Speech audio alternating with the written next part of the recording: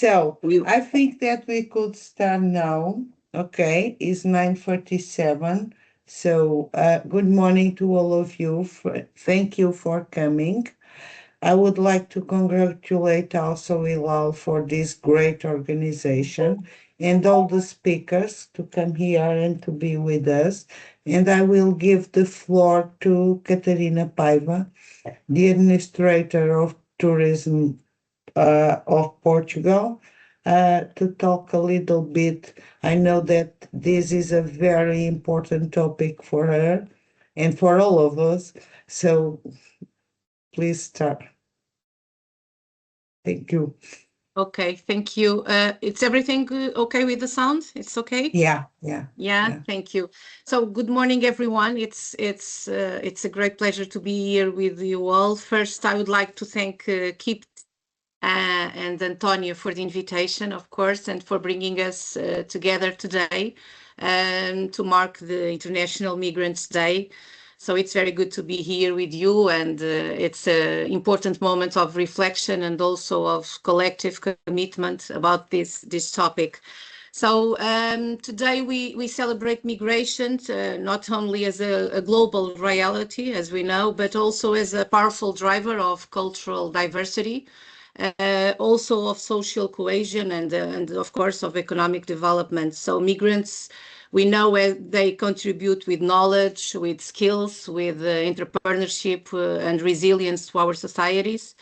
Their integration, it's not only a matter of inclusion, it's a strategic investment in our future, in our shared future.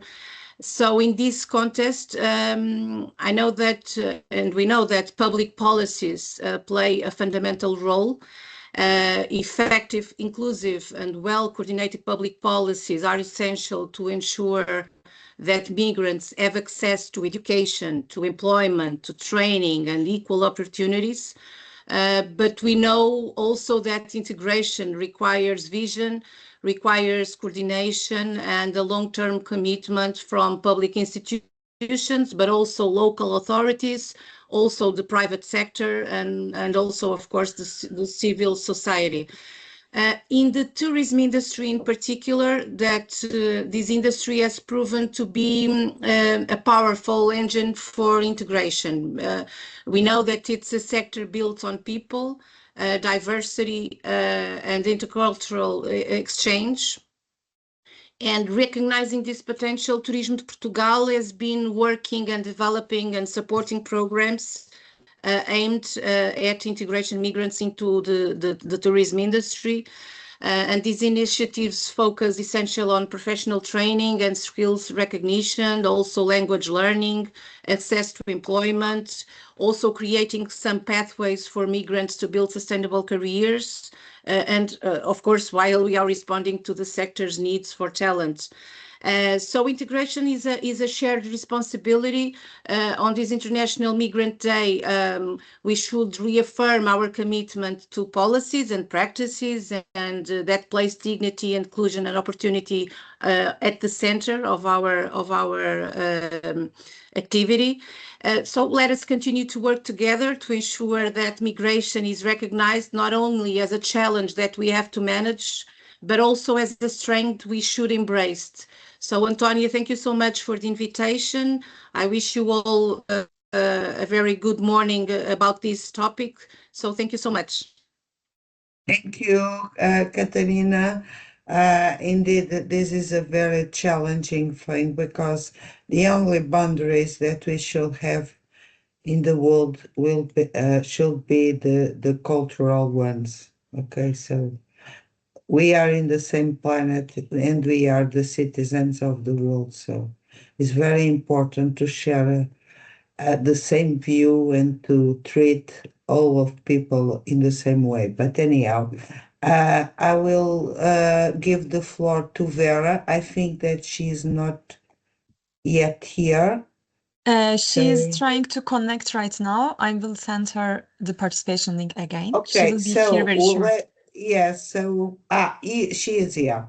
Okay, she's already here. Hello, Vera. Thank you for being with us. Good morning. Can you hear Good me? morning. Yes, yes, we could hear you. Is your time to talk? So I don't think if you, I don't know if you are ready yet. If not, I Yes, could I test. am. No, no. Yes. First of If all, my not, I apologies. don't worry. Don't worry. So is your time to talk? I would like to understand if you could go now or Yes. if you prefer to. Okay. So So thank you first for of all, my coming. apologies for arriving this late, but it has been already a busy morning. But it's a pleasure to be here. I'm Vera. I've been recently appointed as board member of IMA, the Agency for Integration, Migration and Asylum. It's very good to see at least a known face here, Katarina Paiva, who's a good partner of IMA, because we've been working together in a program. I'm sure she might have mentioned. If not, I will mention in this small intervention I've prepared. But to say that indeed we were eager, and especially me, I was eager to join this conversation because although I've been here only for 2 months, I think I know quite well the sector, and I've been accompanying migration policies for the last 10 years in Portugal and abroad. So one of the things I think we could say to kick off the conversation is that, as we all know by now, the world has changed. Now this is not a debate, but the thing that is affecting policy making, decisions, the economy is indeed that change was faster than what we thought, or even though since 2020 we've been talking about that, but one thing is to talk about it, and when I say it's about researching, publications, that's one thing, and I think we all acknowledged that 5 years ago, but translating that to real change on the ground, especially in terms of policies, services, and then society at large, it didn't follow as quickly. So one of the reflections, and also for those who are not so familiar with IMA, but I'm sure everyone is aware, IMA is an agency that was created 2 years ago. So while this change is going faster than ever, and according also with the changes the world is living, and especially Portugal in the last 5 years, there was a political decision of also reorganizing our institutional ecosystem in terms of migration management. And one fact, and I think we cannot avoid, is that for a country like Portugal and also in Europe, having a change, an institutional change like this, in a moment where pressure in terms of migration flows has increased, and especially the profile of people moving out of their own will or because they are forced to do, it was too many things and too many ingredients at the same time. So one of the things, and the state of the art today is indeed that Portugal has acknowledged, and its own institutions we have acknowledged, it didn't work so well, but there is space for improvement. And this space for improvement is, I think it follows two main ideas. One is that we need to ensure the dignity of people that seek Portugal to live or to work or just to spend their life for a while. So the residents that decide or people that decide to move to Portugal to live, we need to ensure they have good conditions and they are well integrated. And for that, the first step is they have documents and papers. So they are in a regular situation. And I think in the last 2 years, even though IMA as an organization, obviously we have a heritage of more than 20 years, but it's a big institution. We have around 800 employees in many different areas of intervention. But I think in the last 2 years, we focus, and this was a decision of our government, we need to bring back dignity to people that decide to move freely or are forced to move across countries. Secondly, and I think that is related also to the topic of today, is that we need to ensure that besides integrating and contributing to the development of the country on the side of dignity, access to documentation, we need to better or we need to improve the quality of our services, especially those related with access to health, education, and employment.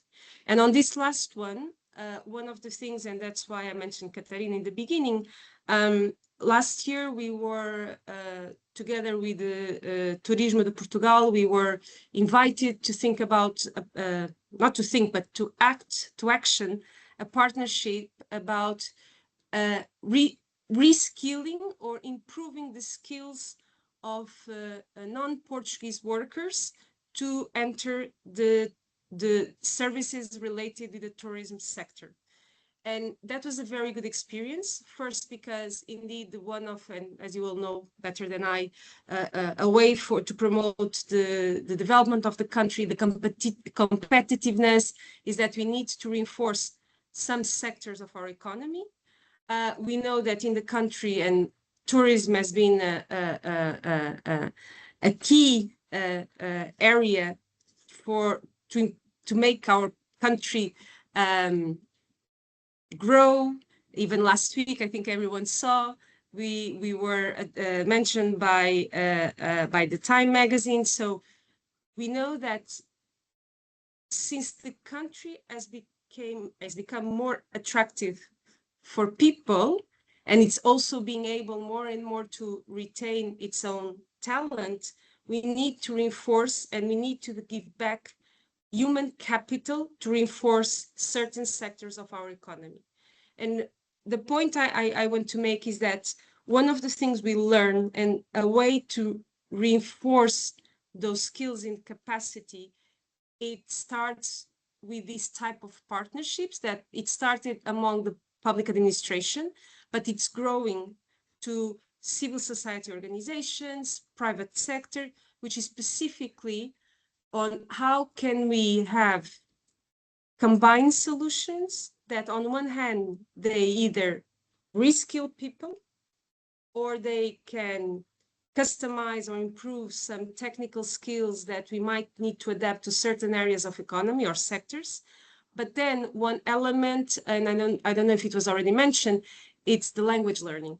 Because briefly, one of the things, especially in Portugal, I don't know so well in other countries, but one of the things we also saw among all of these 5 years of change is that we have a different profile of migrant workers in Portugal. For many years, we had people coming from Portuguese-speaking countries. Nowadays, we have from all around the world. We have different types of qualifications, and that's something we should also address, because we know that even quite highly qualified people, when they move countries, they might start or they might accept jobs that for those jobs they are super qualified. So long story short, what IMA is trying to do, it's very clear to us. We need to have an integration strategy, a national integration strategy. We have been working internally, and we hope in 2026 we can start sharing with our partners. And this integration strategy has, among the pillars design, a pillar on how to better integrate people, non-Portuguese workers, through the development of skills, and especially addressing 3 key sectors: tourism, construction or housing, and then healthcare in the area of caregiving. So we have also reinforced our investment in those areas, our financial investment in those areas. It has been communicated by our government also that 2026 has this as a priority. And yes, and if I see many people here. My apologies, but I would like really to say publicly that the partnership with the Turismo de Portugal has been helping also the teams of IMA also to rethink the capacity building and the training, both on site and on distance. And what does it mean on the job training?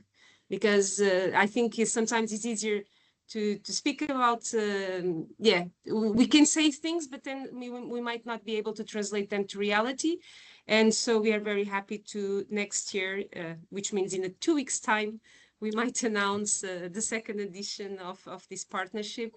And I don't know if figures were mentioned, but especially for me and IMA, when we started this partnership addressing the needs of the Portuguese economy, and we launched this, this program, suddenly we had 6,000 foreign workers willing to join and willing to, either be reskilled or improve their skills to join this sector.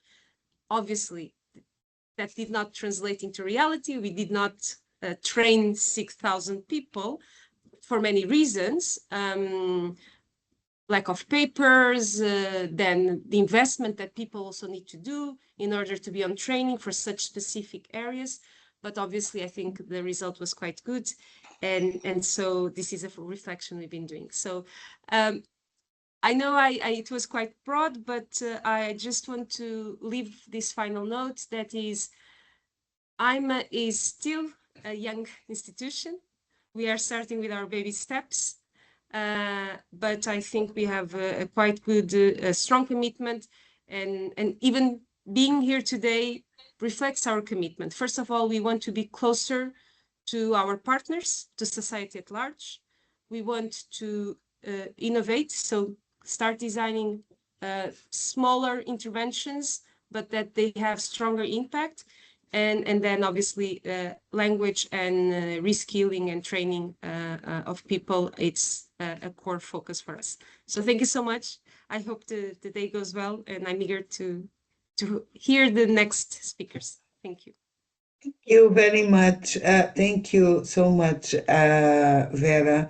IMA is doing a great job. And I could not imagine what you are passing through, because the situation is not very pleasant. But anyhow, you are doing your best, and you are doing very well. So congratulations, because it was more than time that to have an institution like the one that you are running nowadays. So congratulations for this, because it's all about integration, okay, to keep on doing the things in the proper way.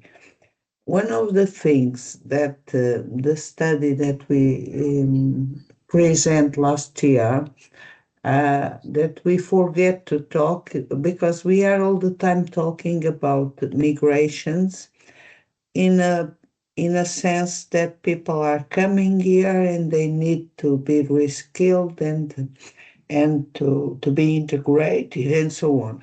But there's still, we already have a very huge number of migrants that are coming here just to learn in one of the countries that is one of the best in the world.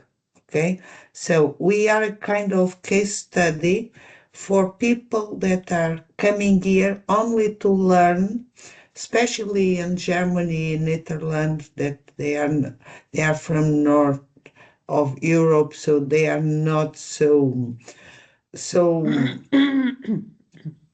aware of how to take care of hospitality concepts. So they are coming here just to learn about. So migration, and we need to start to promote this very well, because we are a kind of a living lab to teach people how to do hospitality in a very proper way. Okay, and this is very important, because if we are a kind of living lab, okay, all of the migrants that are coming here with the need of reskilling or not, they are learning in the best destination in the world. And this is some that we need to promote a lot, because it's very good that we are a kind of best practices that where people like to come and to learn. So it's a very important achievement, and I think this is mostly because of all of us, but especially and in particular is related with the strategy of tourism board in Portugal. And I think that we are doing a great job on that, and we need to keep on doing and promoting this. And also might be very interesting to challenging our hotels and our industry to receive these people and to teach them how to do the things in a very nice way, because they are learning with us, and this is the best visiting card that we could have in the world.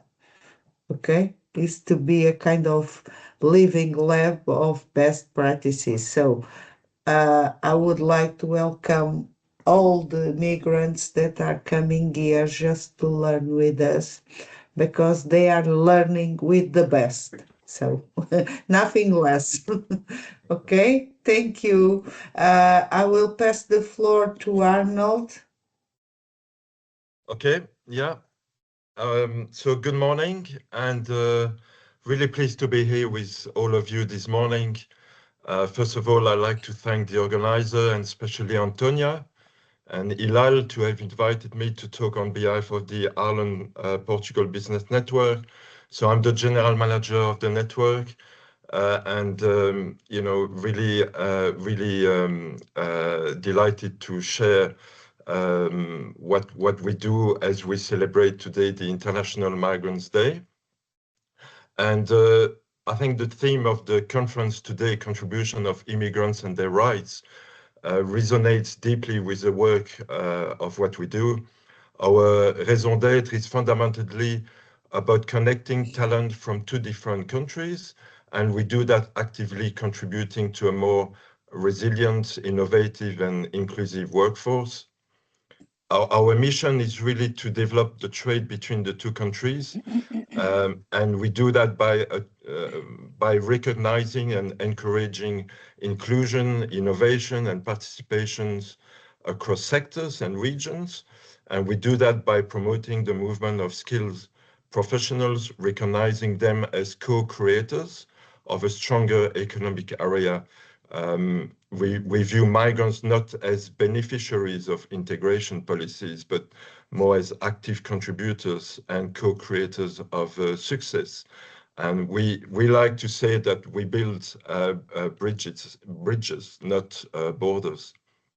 Yeah. And our network is really designed to facilitate exchange of knowledge and expertise. We believe the lessons each country can learn from the other are immense, and sharing talent and knowledge helps both nations develop and grow.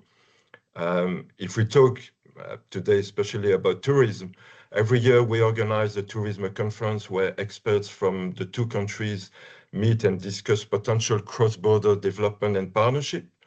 But we do that also around tech, AI, and sustainability, and many more subjects like healthcare as well.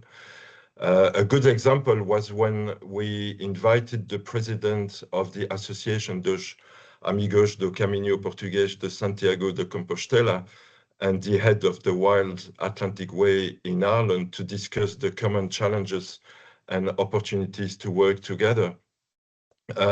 Organizations like us do promote diversity and multicultural connection. We actively build structures that empower talent, and by fostering and facilitating partnership between the two countries, we strongly believe these companies and teams can perform better. The diversity of perspective, the shared international experience, and the multicultural connection promoted by the network are powerful economic and social assets, I think. In June this year, at our AI Innovation Conference in Dublin, we signed a partnership between the Algarve Tech Hub and the Guinness Enterprise Center. This initiative, those kind of initiatives, puts startups for both countries together, stimulating exchange, training, education, and learning between two critical innovation centers, education and training, which the two speakers before me spoke already about, which is very important.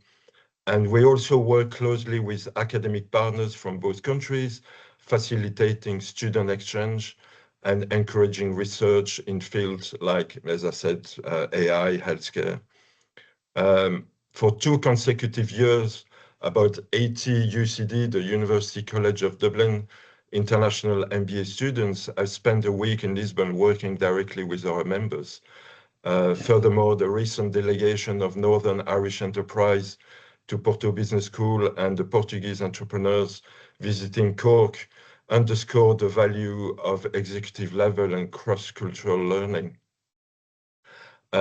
All these initiatives I just spoke about are really great example of the importance of migrants and something we at the IPBN will always work for. We believe that by creating inclusive business ecosystems, we ensure that the voices and contribution of all skilled professionals, regardless of their origin, shape the future of our respective destinations.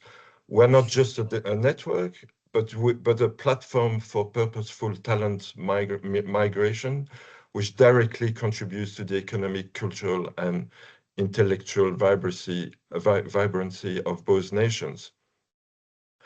We should not forget that this was one of the main objectives of the creation of a single EU market, the founding ideal of fostering a diverse, interconnected, and resilient European workforce, even if it doesn't look like it is the case when you hear our politicians nowadays. But yeah, this is probably another subject. And why a webinar like today is so important to reiterate this message of mutual contribution, collaboration, and respect between people. And finally, on this day of celebrating the International Migrants Day, I want to reaffirm the IPBN commitment to championing the rights and celebrating the contribution of the migrant who make our network, our economies, and our world richer, fairer, and more resilient. So yeah, that's it. Thank you very much for your presentation. Is very nice to know that we still have people trying to push to enhance and to improve the collaboration within countries. I will be more than happy to collaborate with your organization to push this to be more broader and to keep on doing this. So we are a little bit late. I will be very short. I have the easiest part, that is to talk a little bit about the organization of this event. And I would like to start by welcome all of you to this webinar and to contribute with your expertise and your commitment to this topic that is not only timely but is also very strategical for the future of tourism, where people are aging, so we need more people to work on that, and this is one of the ways we have to keep on doing the things in the right way. Tourism is a very interconnected and very people-driven industry. So, unlikely the AI and robots and everything, we still keep on in a paradigm of people. So we need to talk about the mobility, the cultural exchange, the skills, diversity, because we have people with very different skills. Also, the entrepreneurship, that is very important on that, okay? When we are co-creating, we need to be very entrepreneur. Our mindset needs to be entrepreneurship, because otherwise it's impossible to co-create. And immigrants are a very important part of this value chain. So we need to keep on doing this. And one of the things that I could promise to all of you is to pick up all the conclusions of this and share with you a kind of a white paper about the conclusions of this webinar, and also some proposals to keep on doing things on that. Okay, some suggestions to improve a little bit. But one of the things that I would like to have in this white paper is to change a little bit the public narrative, okay? Because otherwise it will be very difficult to keep on doing this. So the purpose of this event is clear, is to move from recognition to implementation. That's why I promise you a white paper with the policy design of this. And what we want is first to acknowledge and amplify the contribution of immigrants to tourism. Second, to identify the inclusive business models and ecosystems where the migrants are very important and very welcome. And then also to review in a way or another the current integration frameworks where the tourism board is excelling. And finally, and last but not least, actually is the first objective of this, is to foster the collaboration, to keep on doing things and to change from talking to collaborate and to do real things. As Vera talked, we need to stop to talk and to start to act. And this, it will be very important. So this is what we are doing. And we have a kind of a very diversified program. We start with this opening session, then we will talk about the business ecosystems. Then we are going to sharing voices of migrants.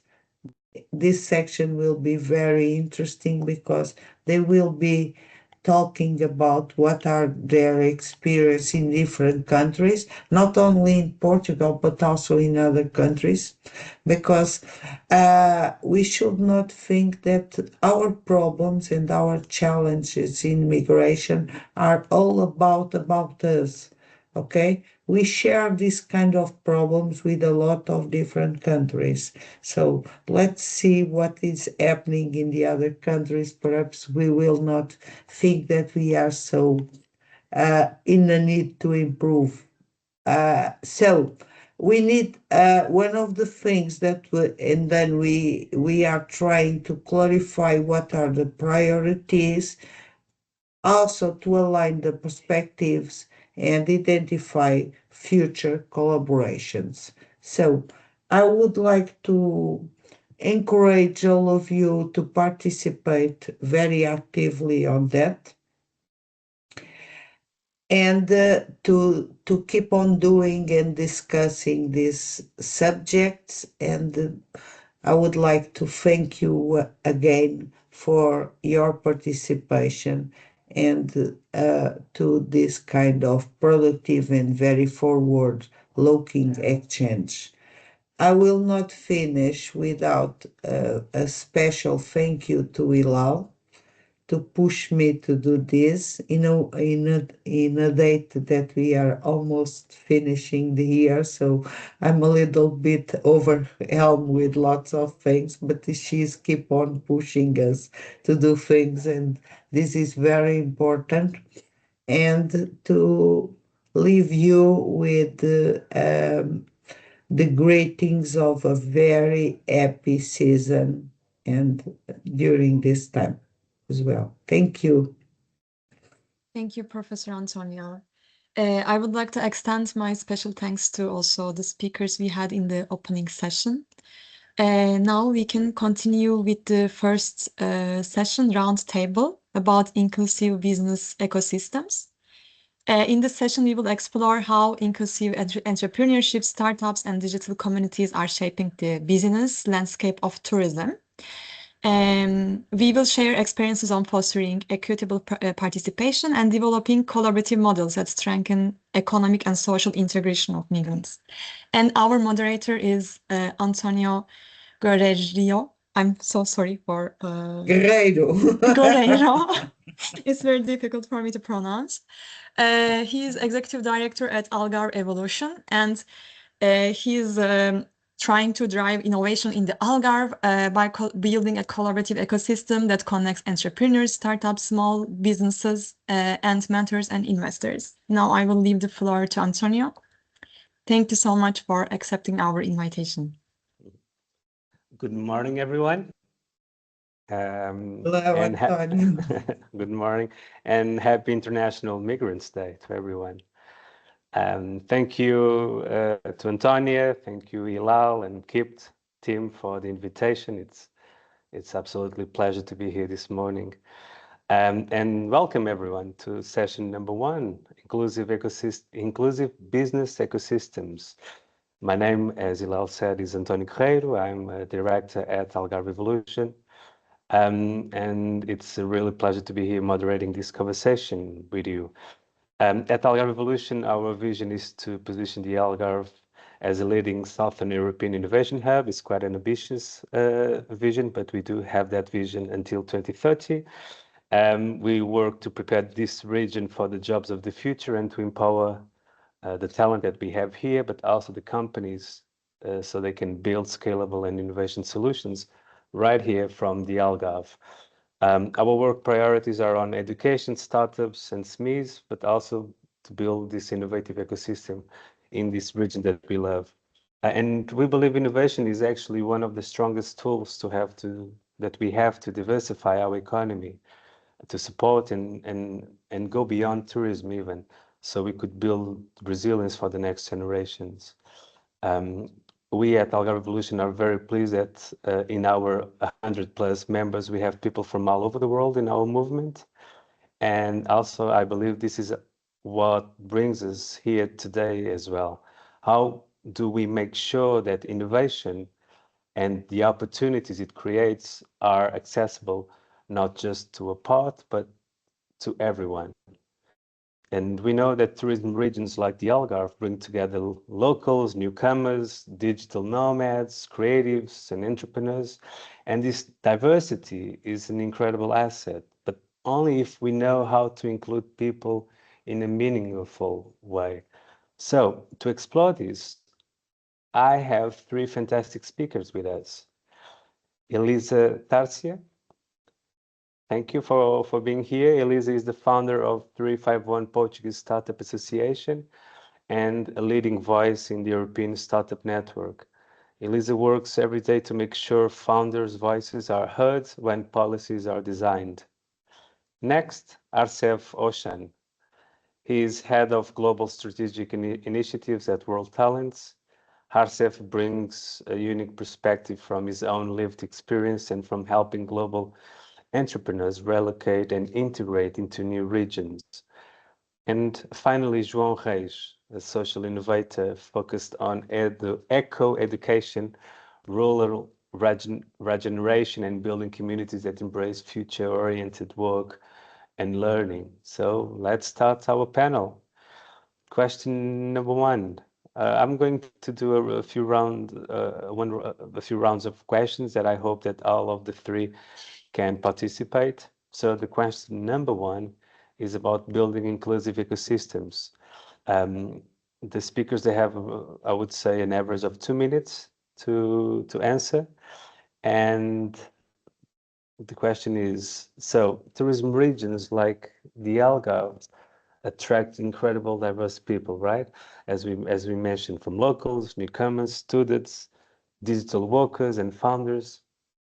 But diversity doesn't automatically create inclusion, right? So from your experience, how do we build entrepreneurship ecosystems where people from different backgrounds can actually participate, collaborate, and thrive?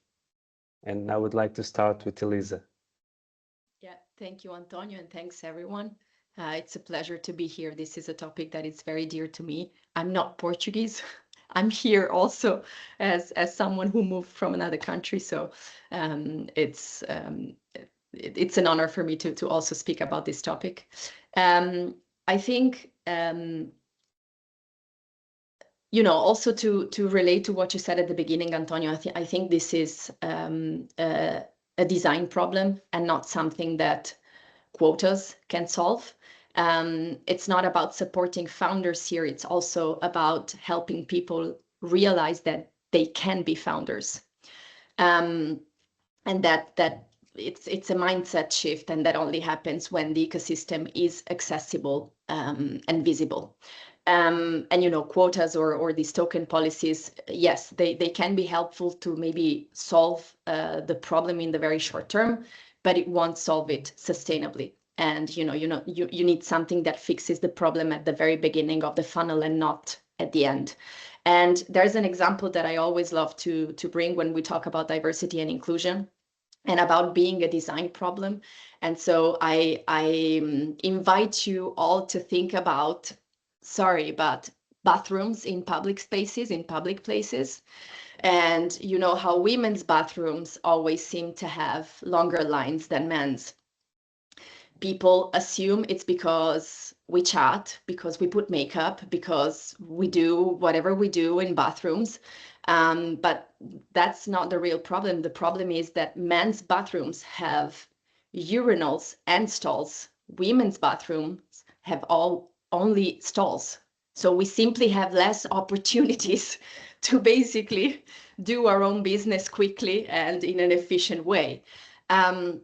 So the system here was designed unequally, and this obviously leads to an outcome that is also unequal. And then we tend to blame people instead of the design. So ecosystem kind of work the same way, in a sense that when only certain people can become founders, those with the right background, with the right education, with the right connections, with the right risk profiles, because maybe they have a family behind their backs that supports them no matter what. It's not because others are not capable. It's because the ecosystem was not designed with these people in mind. And so this is a little bit what we try to do at 351. We work with local stakeholders, and we map what's missing in the ecosystem. And then we literally take it there to make sure that everyone knows what entrepreneurship is and everyone has a shot at entrepreneurship. Thank you, Elisa. Arcel, from your work with Global Talent, what does inclusion look when someone arrives in a new country and tries to integrate? Thank you for the introduction. I hope you can all hear me. I am calling in from Vancouver, Canada, so I'm also an immigrant as well. And you know, the work that we do with World Talents, we work with quite a few business professionals, investors, entrepreneurs from around the world. And you know, when we talk about inclusion, we often focus on access to funding or programs, but you know, in tourism-driven regions like the Algarve, the real barrier is structural access. Inclusive ecosystems, they're built when three things align: legal access, institutional access, and community access, right? So the first, they need to feel like legally they are, you know, they have a pathway, and they're going to be certain in terms of setting up a company, or you know, setting up the families, what the legal pathway is going to look like. You know, we have IMA, whatever residency path they're going to choose, they need to have that certainty. Essentially, ability to live, work, and build without fear of interruption, right? And that's why Portugal's legal frameworks around entrepreneurs matters so much. And we also find that institutions such as universities, incubators, municipalities, they must act as bridges, not as gatekeepers. You know, universities are especially powerful in tourism regions, and the reason why they're so powerful is because they anchor long-term value beyond just seasonality, right? And that just ties into the third point, which is community matters. Inclusion happens when local entrepreneurs, immigrant entrepreneurs, and digital professionals actually collaborate and not work in parallel bubbles. Tourism itself, it gives regions global visibility. The opportunity is to convert that visibility into long-term entrepreneurial density, where people don't just visit, they stay, they build, they hire, and they contribute. So from my perspective, from working with all the people that I work with, inclusion needs to be more of a growth strategy. It needs to be a collective strategy. And if the regions that understand it the quickest will be the ones that will outperform the rest. Yeah, thank you, Arcef. João, your turn. I know that Thank you you. work closely with communities in rural areas. So let me ask you, what does inclusion mean for regions that are usually outside the main innovation hubs like the Algarve? Yes, and just to complete the immigration board, so I'm Portuguese, but I live in Spain, so I'm an immigrant in Spain too. So, so we are all in the same page here. All right, so lovely to hear, and also thanks for the invitation to be here. Lovely what my fellow speakers told, especially because it's going to, I'm going to complement a little bit, especially what Arcef just said. He spoke a lot about community, and it's one of the third levels that you said, and that's the level that I'm a little bit more involved, like Antonio said, with communities, rural and non-rural communities, and we believe in our association and to improve and to help in this inclusivity, the sense of community is important to exist. So we need to work in the local communities, like 351 is also doing amazingly work on that, to make sure that everyone can be involved. And I'm talking about people that come, and luckily now with remote work, the mobility is much bigger. So we are talking about a lot of people that have much more mobility. And we're talking about rural locations. Work is an issue, right? So you cannot move to a rural destination, rural location if you don't have work. But now you have remote work. So now that changes completely perspective. Now we can think about bringing people to rural areas in countries and still give them a chance to live there and be part of something. Maybe not at work because the work will be remote, but then you need the sense of community. Then you need the community to be worked about. And there's many initiatives, and I can name Grow Remote, for example, in Ireland, which has been very successful for the last 4 or 5 years to create micro communities in very small towns, like around 400 cities in full Ireland, to help people that with remote work to move to those areas. There's also initiatives to integrate refugees in remote work, like Namal, which I'm part as a volunteer. I'm a mentor there. There's TAP Careers also does the same, which bridges the gap between refugee immigrants, refugee that might become immigrants, and also remote work. So there's definitely a key factor in community that we're discussing here, and the best way is for either municipalities or governments have a national policy for this, like Ireland has, that developed these rural areas that allows for anyone from anywhere to go and live in these locations, not just in main cities where everything exists and it's much easier technically for everyone, but to actually have a chance for everyone to have access to this. So for me, this is the way to go. Thank you, João. Let's move to question number 2, and here the focus will be on the role of organizations and mobility programs. We know that organizations like 351, the European Startup Network, and mobility programs such as World Talents reduce barriers for funds in very different ways. So I would like to ask you, and I would like to start with Arcef, how do these models help entrepreneurs integrate into a business ecosystem, whether they are local, digital, or global? Yeah, so I guess I'll talk more about what World Talents does. So what mobility programs like ours do is, we try to address the hard barriers. So when you're looking at residency, compliance, when you're looking at legal continuity, which are often the silent hard blockers for global entrepreneurs. You know, when they're thinking about you know, investing in another country, investing in Portugal, they want to know the ecosystem a lot better.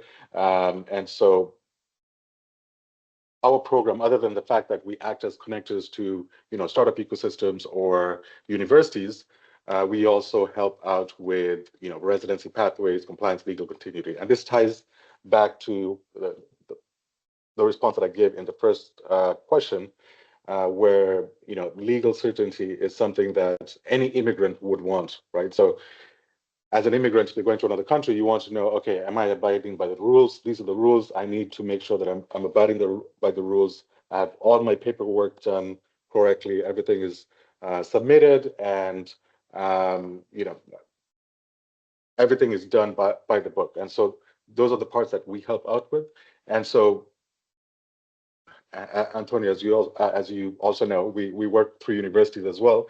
And one of the main reasons why we work through universities is because they provide, you know, legitimacy, stability, and long-term alignment. You know, an entrepreneur connected to a university isn't simply just relocating or moving; they're integrating into research, right? They're integrating with talent pipelines in Portugal and local innovation.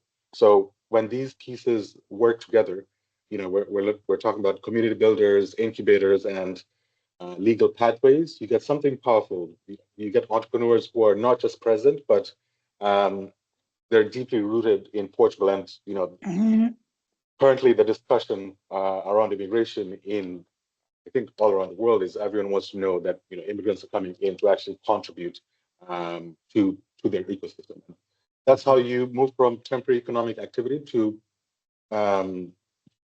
durable growth, especially in regions transitioning beyond tourism.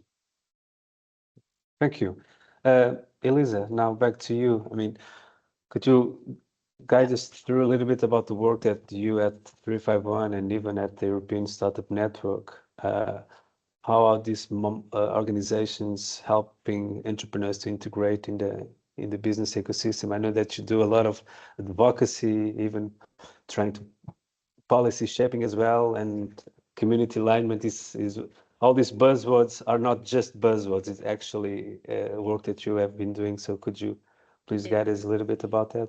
Yeah, it's actual work, and I think we'll have probably in the next question. I don't want to small spoiler alert, but in the next question, in the next discussion, I will bring a very practical example of a migration policy that actually worked. For this specific one, I'd like to build up on what Arsev said, which is he brought up a very good example, again, that has worked in several countries, and I'm happy to hear that you guys are also working in this direction. I have to admit, I didn't know your organization. I will research it now. It's really interesting and curious.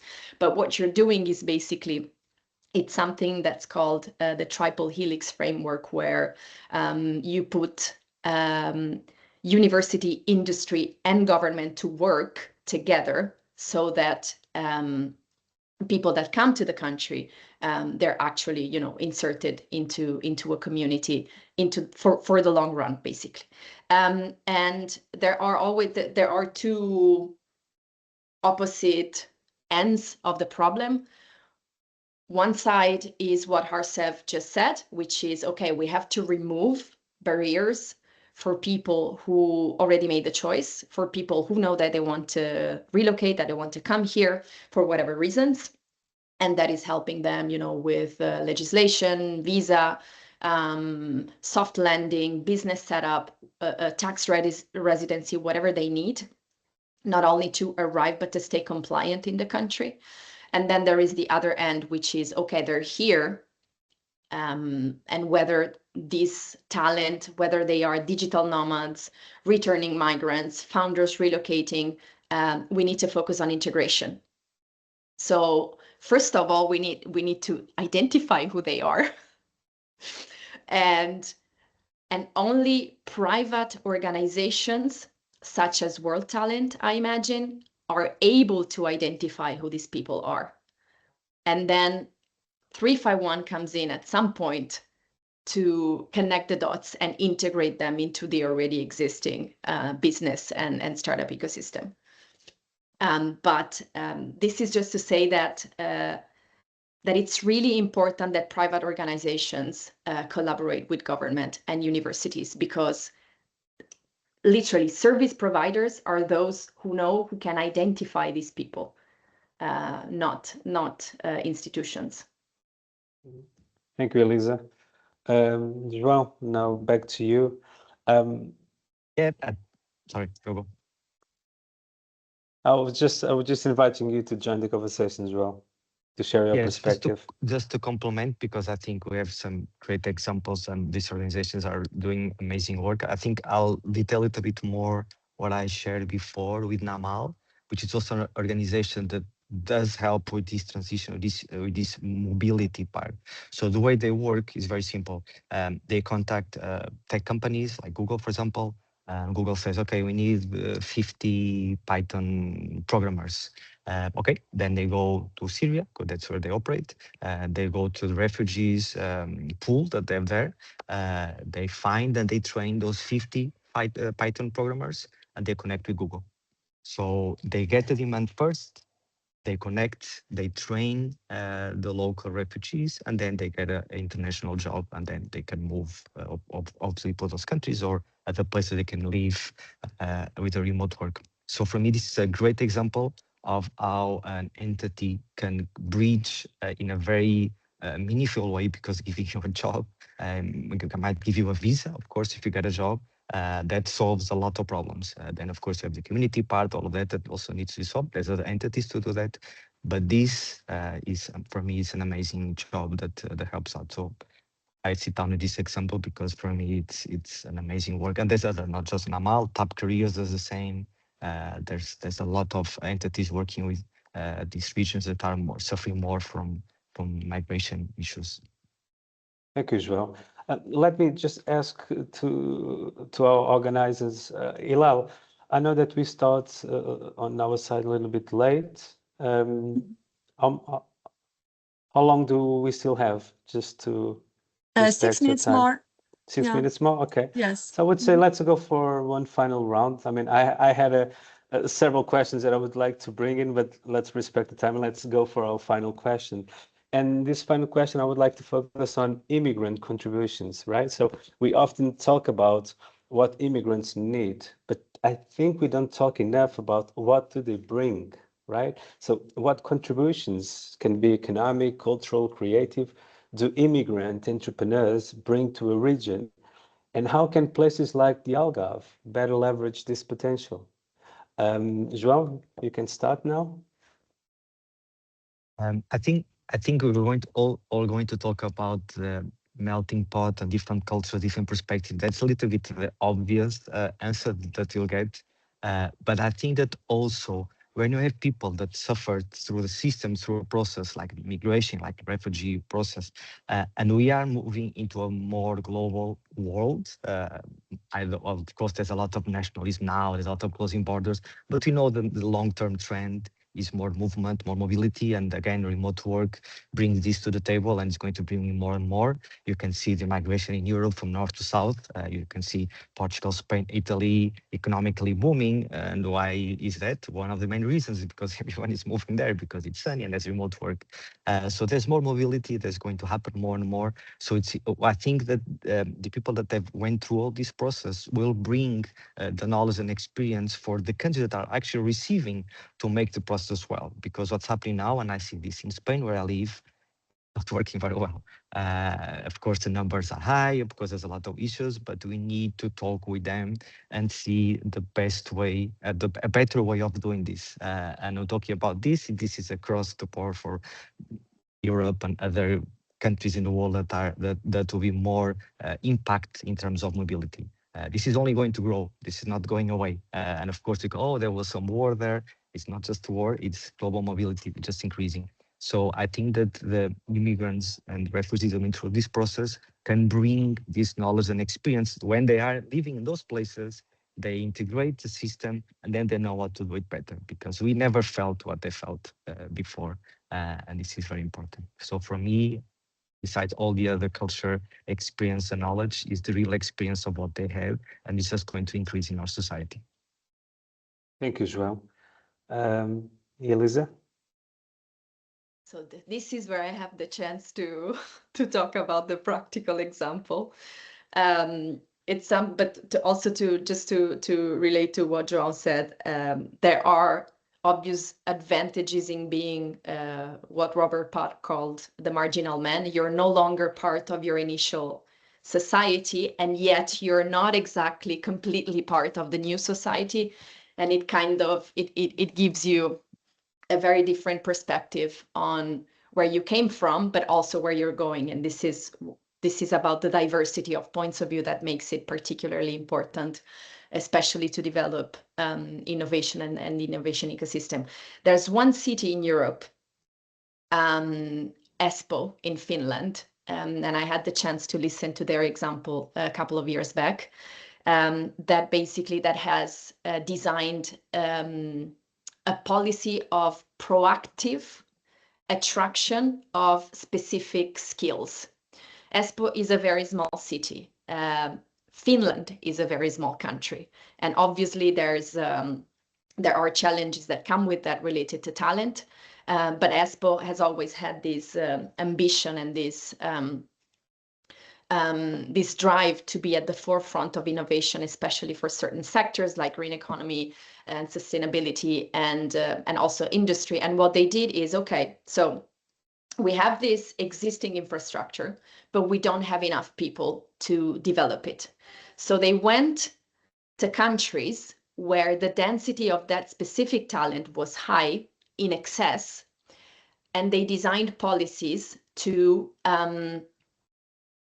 attract these people, but not only the single worker, is to attract these people, to attract their families, to make them feel welcome in the country. And they obviously went, I mean, we're talking about tech talent. And so typically the markets where this talent is in excess is India, Pakistan, these countries. So you're trying to attract an Indian or a Pakistani to Finland. I don't need to explain the differences here between the two economies and the two countries and the two societies, but obviously an Indian doesn't necessarily like to ski. They never did it, probably. It's something that is very far from their culture. And so what Espoo did, first of all, they designed housing in a way that these families could be together with locals and not, in their own neighborhood, just isolated from the rest. And then they also understood that these people could not only work, they also needed something to do in their free time, and that would never be skiing, that would never be winter sports. So they have now cricket fields all over the city, where kids, not necessarily only migrants, but also locals can enjoy together this free time and learn about each other and learn about the culture. So I think this is an amazing example of a proactive approach to integration, and not something like, okay, we need people, we have people, now just do it, just integrate yourself. So I think, I don't know, this is one of the examples that I always love to talk about.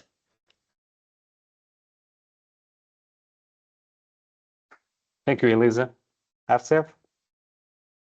Yeah, there's not much really to add on top of that. I can add on top of what Elisa just said. It's a great example. And if you think about it, integration, when we're looking, I'm an immigrant, right? So I'm in Canada now. I was stateless and I got my passport 2 years ago for the first time. So I've handled immigration in Kenya, I've handled immigration in India, I've handled immigration in the UK, and then now I'm in Canada. I finally got my citizenship in Canada. So I have dealt with immigration quite a bit, and it is a very personal journey, and it is a very difficult decision for a lot of people. They could be entrepreneurs who love moving around, but it's still a very, very big decision.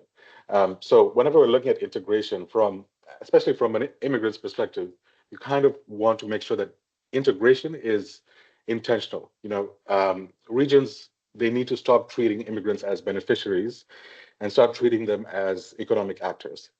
That means early access to, early access to a lot of the opportunities that are available, aligning immigration, innovation, regional development.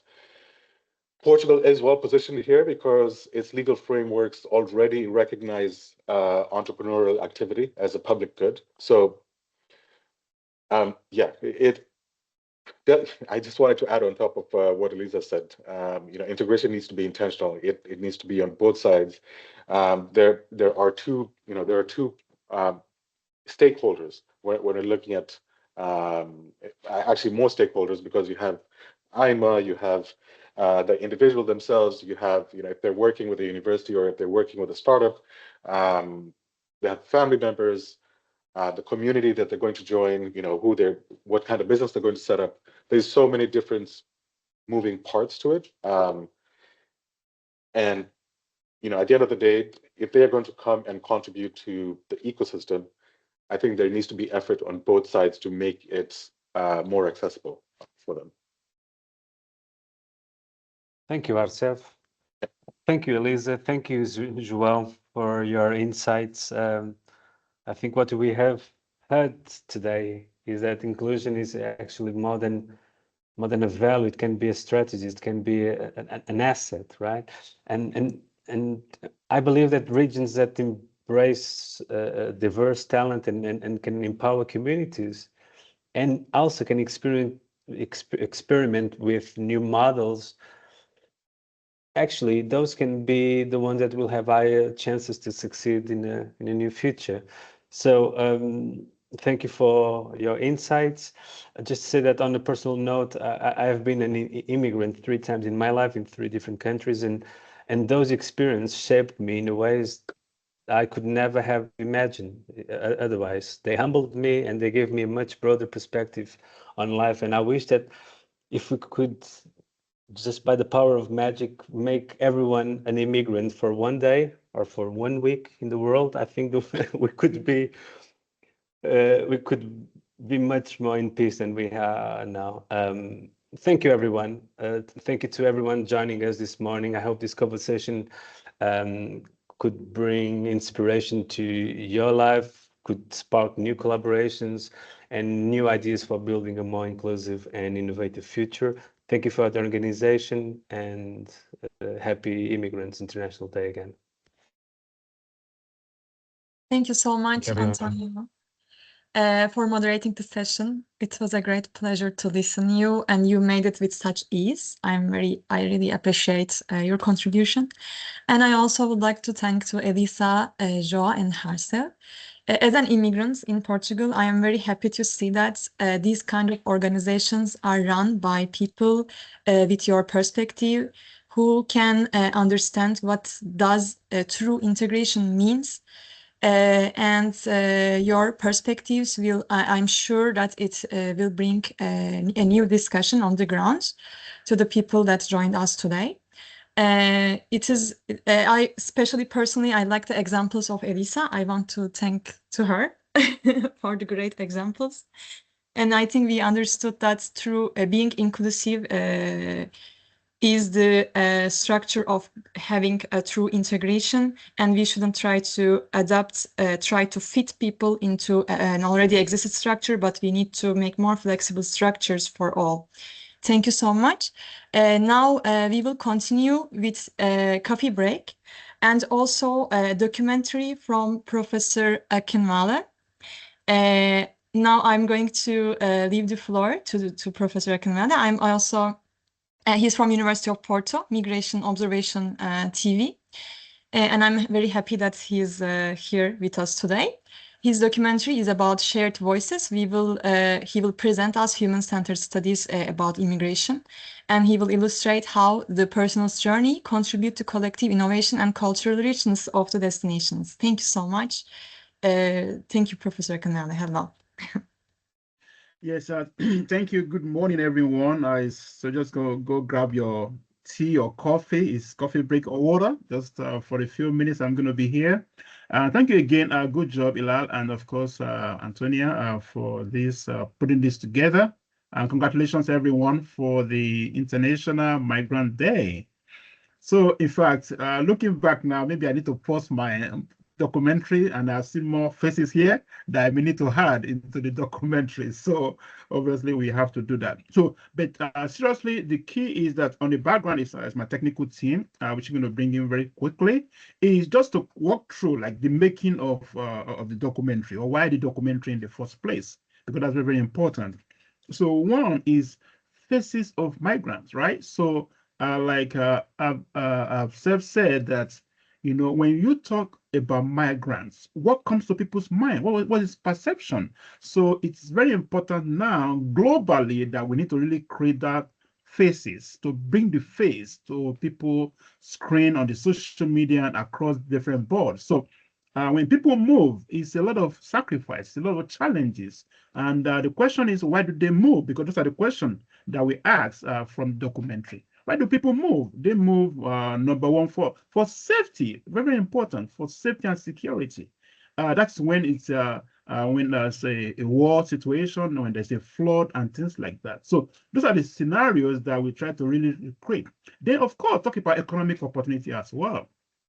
So for organizations like Work Talents, they're doing tons of mobility of resources, right? So when you move resources, you have people behind them, right? And that's very important why people move. And of course, access to mobility across the world, meaning that you have another passport, if need be, you have residency, if need be, and things like that. So we were able to look at that in making of this in such a way that we'll be able to really clearly show who are the new faces, you know, that if you see somebody on the street, if you see somebody on the metro or even driving, you know, by the police, what comes to people's minds? So we just need to have a way to now redirect this perception, redirect this symbol, or redirect this, the outlook, as it were. So that is the purpose of this faces of migrant.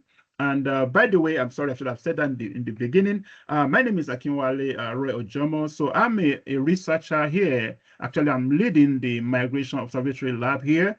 And we have a TV show because there is a donated studio here at the Humanity Lab at the University of Porto for Faculty of Arts and Humanity. So we're using that to actually create a template for students, for researchers to connect migration with media, because that's very important, right? You need to, I learned that in the United States, in America, that's one of the most powerful tools on the planet, the media, right? Now we are on the media, right? On the social media. So we are now seen across the world, literally. So we believe the power of the media cannot be minimized. However, we need to drive the narrative in such a way that people will be able to see to see this. So a few things for a few guys we're able to interview. One of them is a gentleman in the United States. They had a bigger migrant, so to speak. He moved in the United States at the early 20s, and of course he was able now to actually establish what is now called a Nigerian Center, which is again a one-stop shop for Nigerians in the diaspora in Washington, D.C. area to have a place to go to talk about those beautiful things we talk about, like integration, entrepreneurship, mobility, parenting as well. Because don't forget, now we have like 1 or 2 generations, even 3rd generation of migrants now.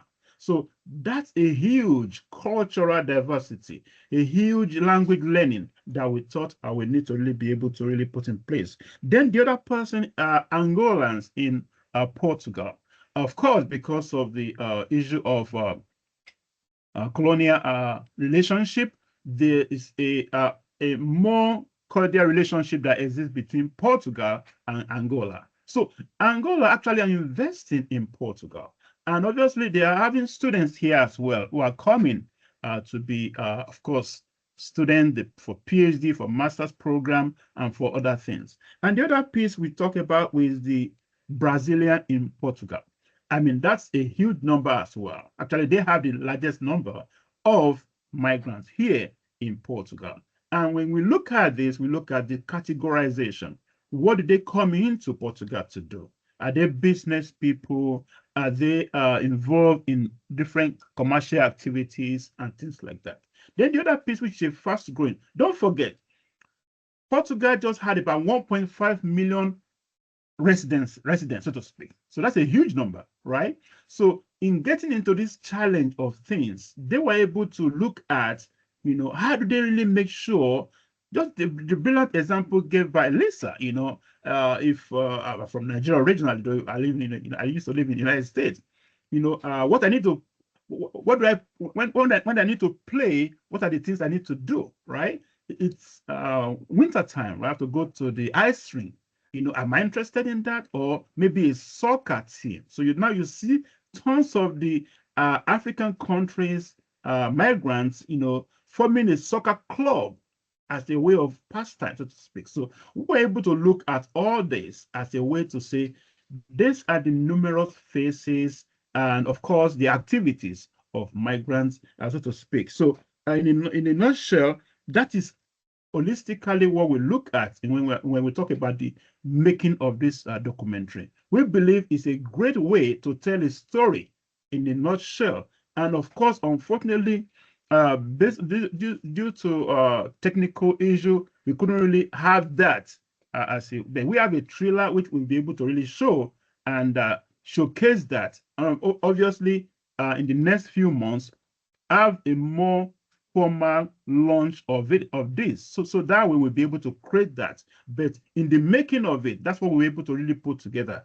And again, I really thank all of you. And I think I will be meeting all of you as well. I met some folks in the Algarve, the World Talent as well. But at the university, like it was said, the institution need to do more as a platform for sustainability of some of these migration programs, not only in the capacity building, which is very important, by creating certification courses. It can be 3 months, it can be 6 months for this tourism knowledge, for that to be able to be sustained in the future. I think the other part, which I think is very important, is the relationship, the collaboration that needs to exist between the public, like the IMA, and even the private sector, and even the startup organization for the entrepreneurship program. Because working together really, create a normalcy of approach and sustainability that each of this sector will be able to capture in the long run.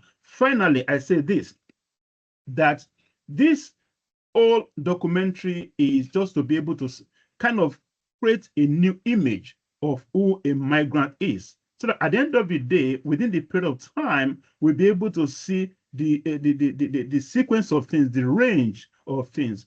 And the other part, which I think will be part of that as my own research here, is integration.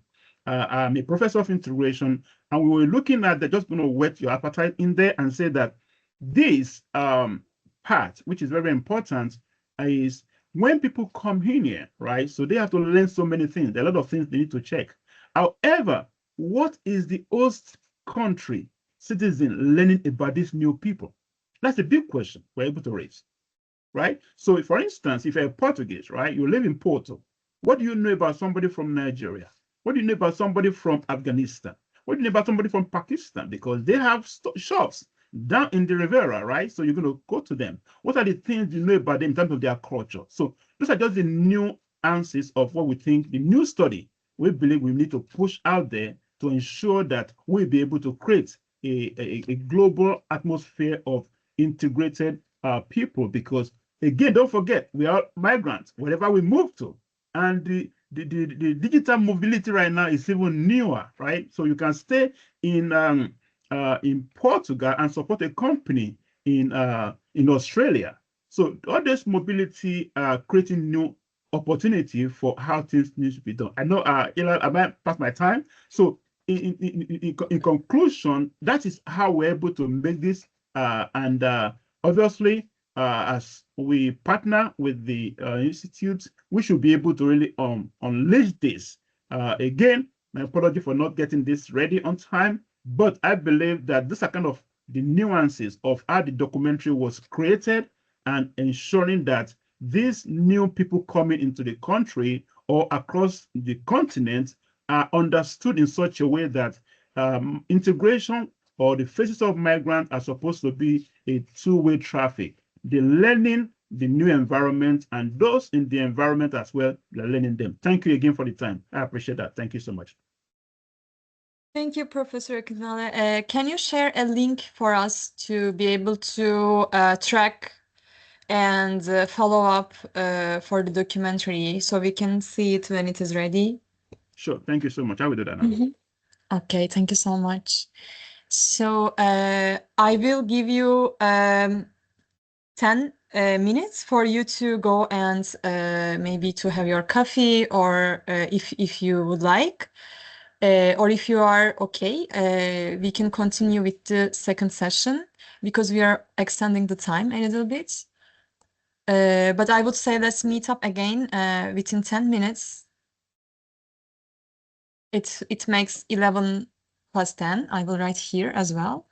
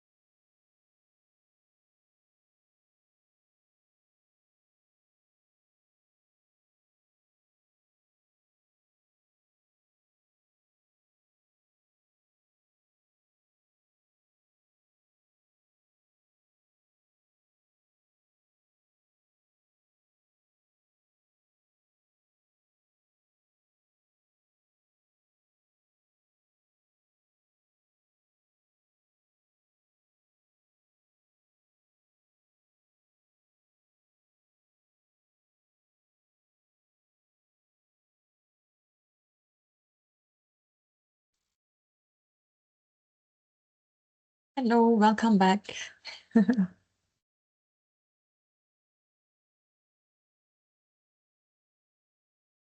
think everyone is showing up slowly.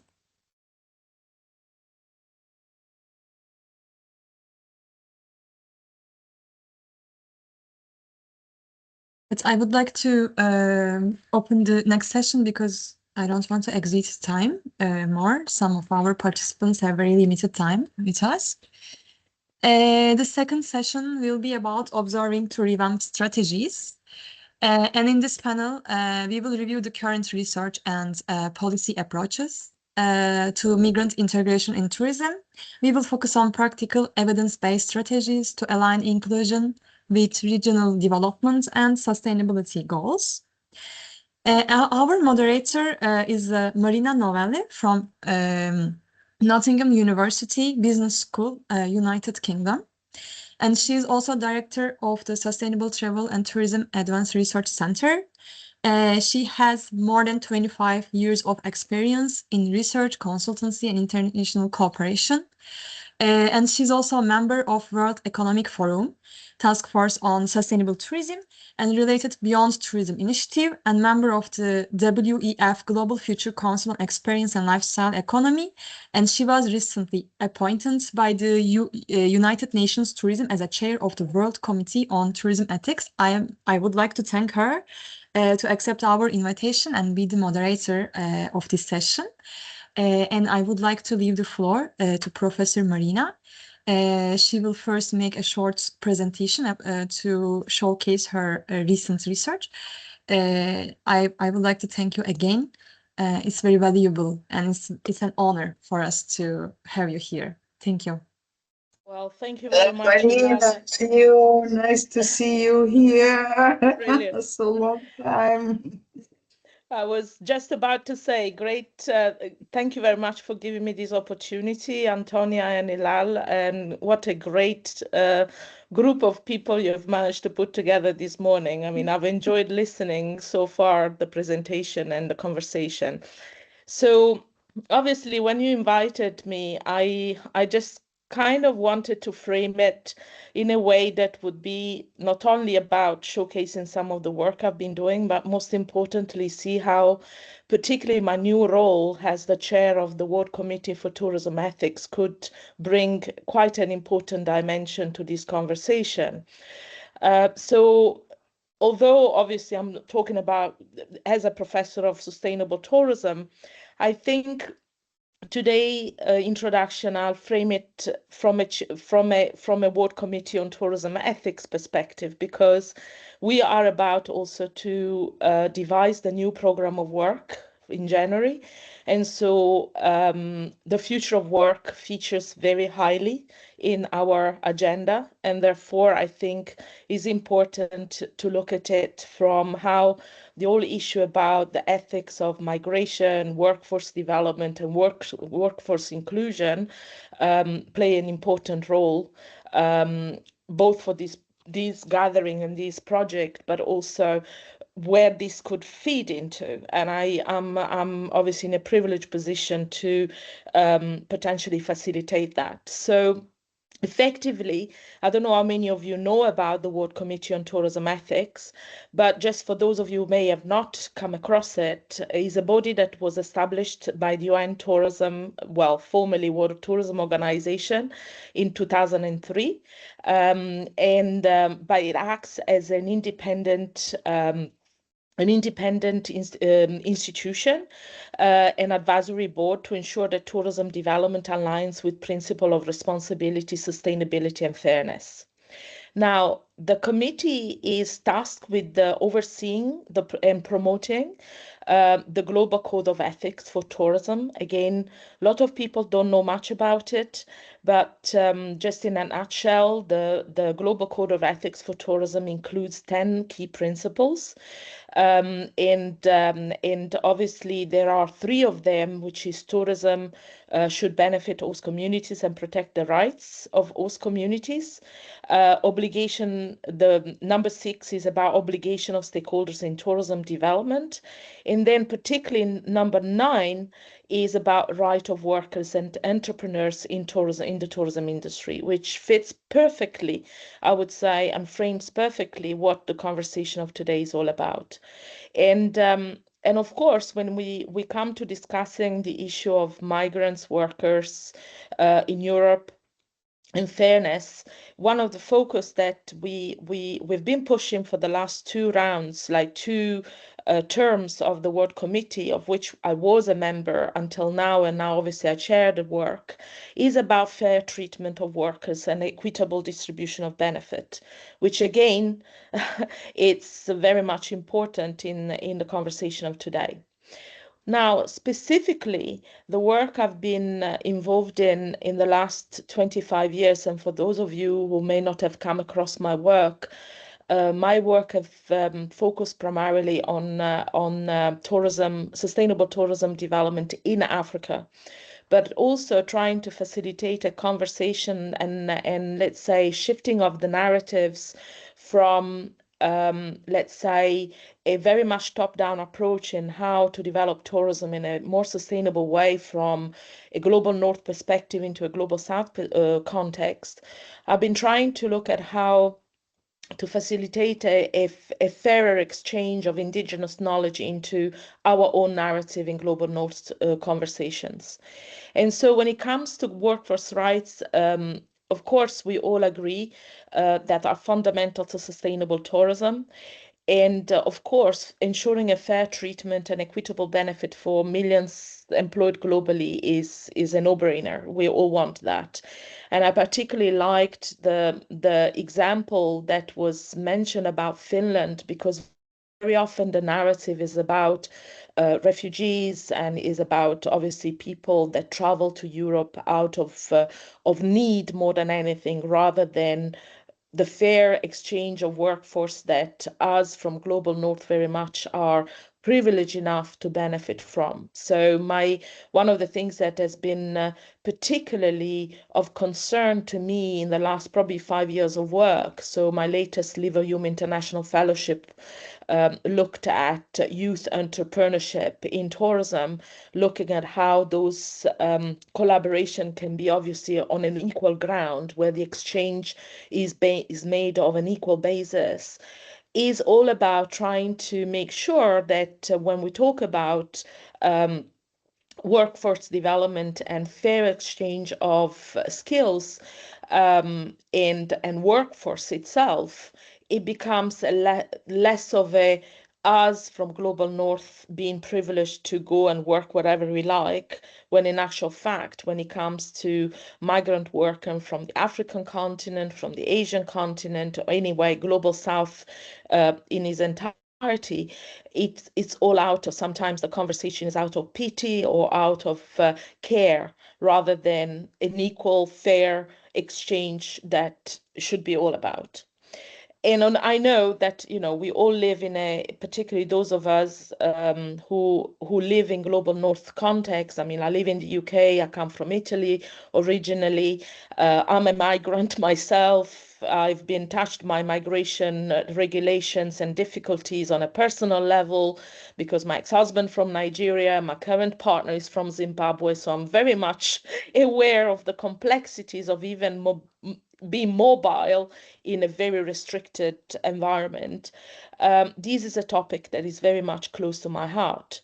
And when it comes to obviously, protecting workforce and migrant rights, it's not only about human rights, but it becomes an obligation where if we talk about mobility justice or privilege, spatial privileges, we need to try and find way where we recognize the strategic advantage. I did like very much when Antonia, for instance, said we must change the narrative and fully recognize the contribution of migrant workers to our industry.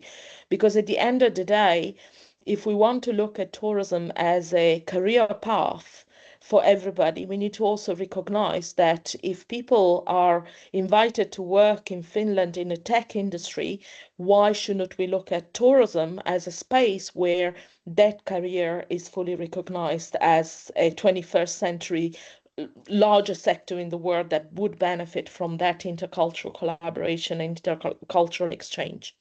So effectively, we do recognize, for instance, that migrant labor protections are very much critical.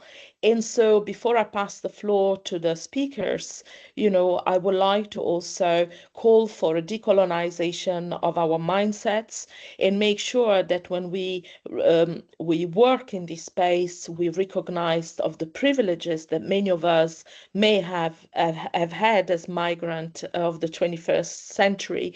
And obviously, if we are to build a future of work in tourism, which is truly fair and inclusive, we also need to make sure that actually we do recognize that sometimes the way we talk about it is probably dismissive of the value. And I'm not saying this space, but generally speaking, the narratives that we hear very often is sometimes concerning, because again, is this duty of care very often it takes center stage rather than the duty of mobility justice, which is about making sure that everybody can bring their career and their skills and their specialization wherever they come from to a working space, which would be a modern 21st century tourism sector.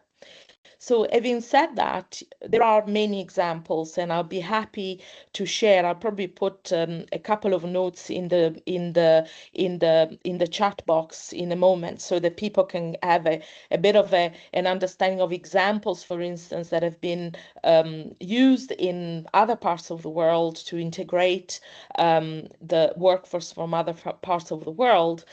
But most importantly, I think what is great to see is that today we've got people which are bringing specific examples from their own work in the European context in particular. So I would like to then, at this stage, open the floor to the presentation of our three speakers. We've got Andreas Artaud-Tour, who is especially in tourism and international economics, with over 20 years of experience in migration studies. He is full professor at the Department of Economics, Accounting and Finance at the Technical University of Cartagena in Spain. And so I would like to open the floor, and then I will introduce the next speaker. Andreas, you've got 15 minutes and then a few minutes for question and answer, so please keep to the time available. Thank you.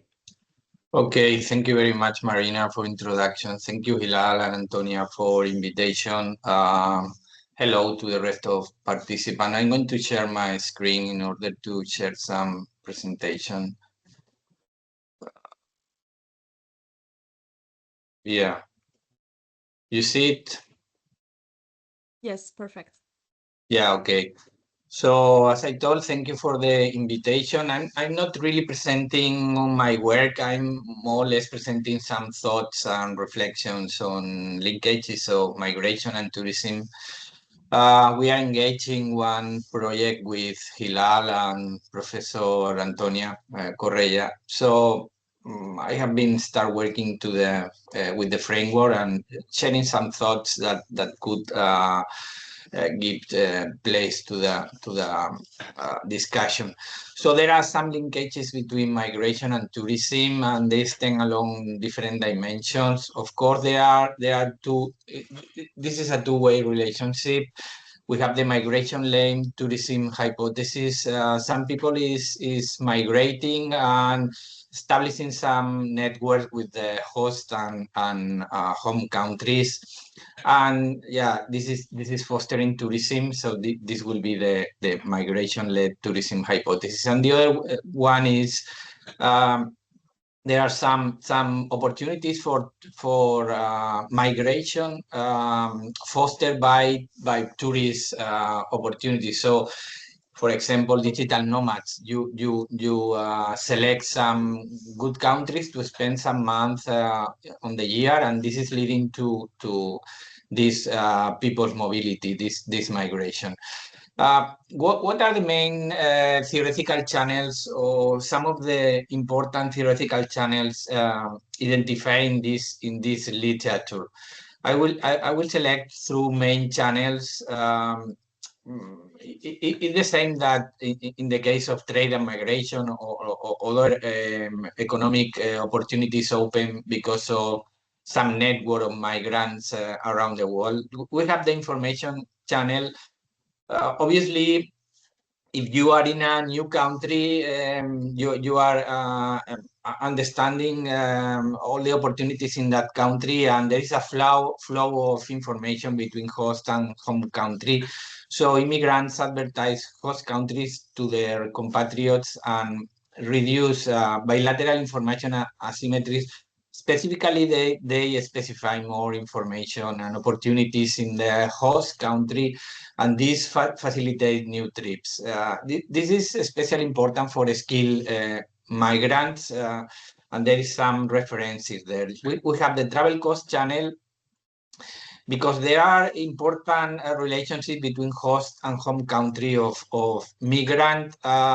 It could be that the relationship between these two countries is improving, new infrastructures and possibility of more transport connection, helping with finance to compatriot visits and all of these that are fostering historical bilateral ties between origin and destination countries. And this is the travel cost channel that is reducing because those countries engage in more deep relationships.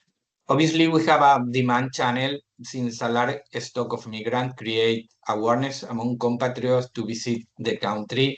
For example, this visiting friend and relative tourism, where in this case is cultural affinity what matter the most.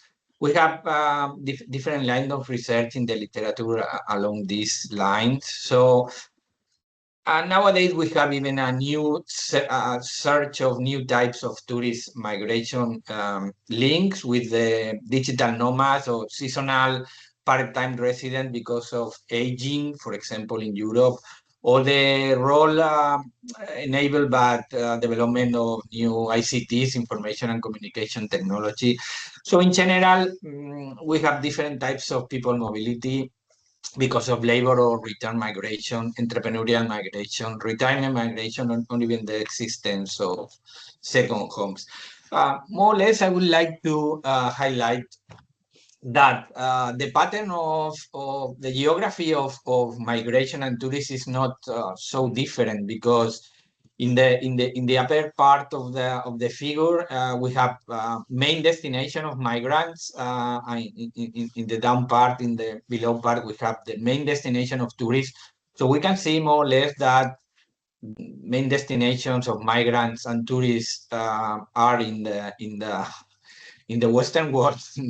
global north you are referring to, and so there is no so much great differences between where migrants decide to live and where tourists decide to visit. So in fact there is a relevant correlation between both geographies. So this is an interesting issue to have in account when you study the relationship between migration and tourism. What are the main policies or findings or main trends for the near future? One of the mottos of this part of this session is fostering inclusion and migrant regional development and sustainability. In terms of inclusion and integration, it has been the core focus of the EU Commission, the United Nations, or OECD policies. When referring to migration, this is a hot topic, a hot issue, mostly in the recent boost of migration in the 90s along the second globalization wave. Current policies focus on educational, cultural, and communication actions to promote this social integration. Skill versus unskilled international labor force are at the center of discussion. Regarding regional development, I think there is so important to have into account the positive, negative, or neutral socioeconomic impact on host countries and regions. Trying to highlight mostly we have been engaged in different studies highlighting the positive contribution of migrants to the economy of the country, in terms of to the society of the country, enrichment of cultural issues, and all of these new view of all positive contributions that migrants make to countries. In terms of sustainability, social, economic, or environmental impacts of people flows will define the sustainable character of this migration and tourist relationship. In order to summarize, the linkages between tourism and migration will continue to grow, particularly inside regions as global mobility is declining given current protectionist forces.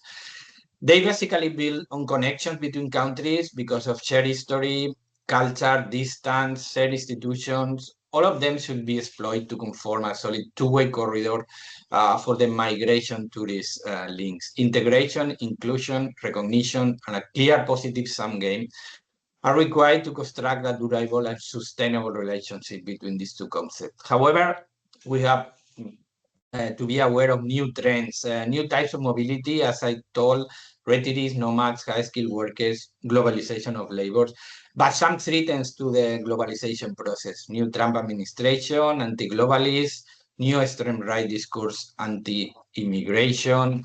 In fact, you can see the countries where far-right lists came out on top in the 2024 European elections. There are many of them, the core of Europe, so we have to take into account these trends too. So thank you so much.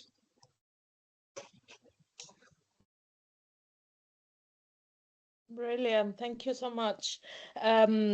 Andres, that's really interesting because obviously some of the issues that you have mentioned potentially raises some of the issues that I mentioned in my introduction. So for instance, in terms of mobility right and mobility justice, you know, when I hear people talking about digital nomadism, for instance, try and get an African to get a digital nomad visitor visa to come to Europe, and you see what you get as an answer. So effectively, you know, is like where privilege lays in that conversation will be also something really interesting potentially to look at. But before I would say probably we open the floor for a few questions, maybe 2 questions, and then we move to the next speaker. Do we have any questions from the floor? Otherwise, I've got a couple myself. Please raise your hands or just talk. Cannot see any hands. Okay, to break the ice, I'll ask the first question, right? Hopefully more questions will come into the picture. Obviously, in the conversation that you have raised, there are a number of key issues, and the one of integration comes really high on the agenda. From your experience, obviously, of doing research in this field and looking at, I mean, Spain, for instance, is becoming quite advanced in terms of a much more inclusive policy. If we look at the European scenario, particularly the anti-migration, immigration policies and narratives more than anything. Yeah. What has been your experience of effectively engaging the wider community? Because if we discuss, for instance, conversation to do with primarily government, NGOs, universities, sometimes we all try to do pretty much the same thing, or we're trying to convert to the converted. The reality is the public that is the challenge. You know, if people have been brainwashed to believe certain things, right? The Facebook followers. How do we make sure that whatever we do in this space can actually engage the wider audiences, in your opinion? Well, the recent experience in Spain, I will say that we were a very low immigrant rate country in the 2000s, but with the boost of the economy at the beginning of the century, we arrived to have more than 5 million entries in, I will say, 3-4 years, 2000, 2005, before the crisis. It was a shock for the society. It always depends on the economic conjuncture, economic conditions. With the boom, everybody was happy, have immigrants in different sectors, skill or non-skill. In the future, we really follow some researchers, we have edited some books on a positive aspect of migration. We need migrants for many works. In fact, we are working in tourism here, and we don't have a labor force for the tourism. Spain, the second in the ranking in terms of tourist competitiveness, arrivals and revenues and so on, but we really have a problem because we don't have enough people to work in the tourist sector or with the formation.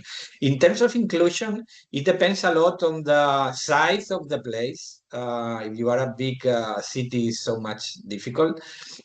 But we always have with the same outcome is that education is the cornerstone of formation, qualification, and education is the cornerstone for integration. Besides goodwills of the citizens, okay? You could have different institutions. You can develop a network for receiving and integrate people, but in the end. We are not different persons, okay? We are all the same all around the world. It doesn't matter where you are coming from. What you need really to integrate and what we have to offer to people arriving or countries, opportunities to really integrate in the economic and social dimensions, spheres. And for this, we need qualification, formation, and a real integration in the economic and social system. This is what we finally get in all recommendations of our reports, projects, and so on. So education continues to be the cornerstone for many things, and of course for inclusion and integration of migrants. Thank you, Andreas. Professor Akinwale, I see your hands is up. Please ask the question. And if you can keep the answer very short, because we need to move to the next presenter, please. Yeah. Okay, thank you so much. Quick one. Thank you, Marina, and thank you, Andres. So, yes, I just want to compliment the Spanish government's efforts being proactive, and I know they throw the numbers out there, 1 million jobs or skill needed in the next 3 years. So there are a lot of being proactive in the way of solving this problem. However, my question is that what is the linkage between institutions of learning like universities with the policymakers in creating an agenda that will make sure that those things are delivered in the next 3 years? Thank you so much.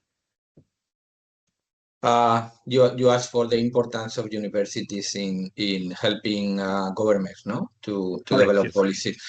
Yeah, in Spain I think we have good linkages, and in fact, as I told you, the migration topic rise in importance because of that huge entrance of people beginning of 2000, and it became at the top of the agenda.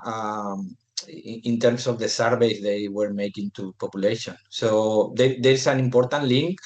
Of course, you can always improve that, but yeah, I think we make some impact in the agenda of politicians and governments. Basically, at the local level, that is the most important. But also at the national level, even the with the project. Okay, thank you very much. Hope to be brief. Thank you for that quick question, quick answer. I would like to now invite our second speaker, who is Rita Marquez from, she's a faculty member at Porto Business School, University of Porto, and also she's president of the Livraria Lelo Foundation. I hope I pronounced that well enough. And she also serves as an expert at the Justice Transition Platform and as a group leader at the Harnessing Talent platform of the European Commission. So please, the floor is yours, Rita. Thank you so much, Marina. First of all, let me thank you all for having me today. It's really a pleasure and honor to be here with you. Before I start, I just want to raise a very quick question because I need to know how much time do I have. I know that we are running late, so I need to manage it wisely in order to provide all the space and all the time for the other speakers. Marina, I need your help here. You have the same time. The 15 minutes was about, if you Okay. can do it in 12, then we can Yeah, try I'll try my best. Some space. Okay. Yeah. Can I share my screen? Is that okay? Yes, of please. course. Go ahead. Yes. Okay. So I'll do that immediately. In the meantime, I hope you can see my presentation. Yes. I think that it's popping. Now let me go back to the first slide and put it bigger for everyone to see. So if you have any issues, please let me know. I'll try to run fast, but try to be effective in the messages that I would like to pass to you all.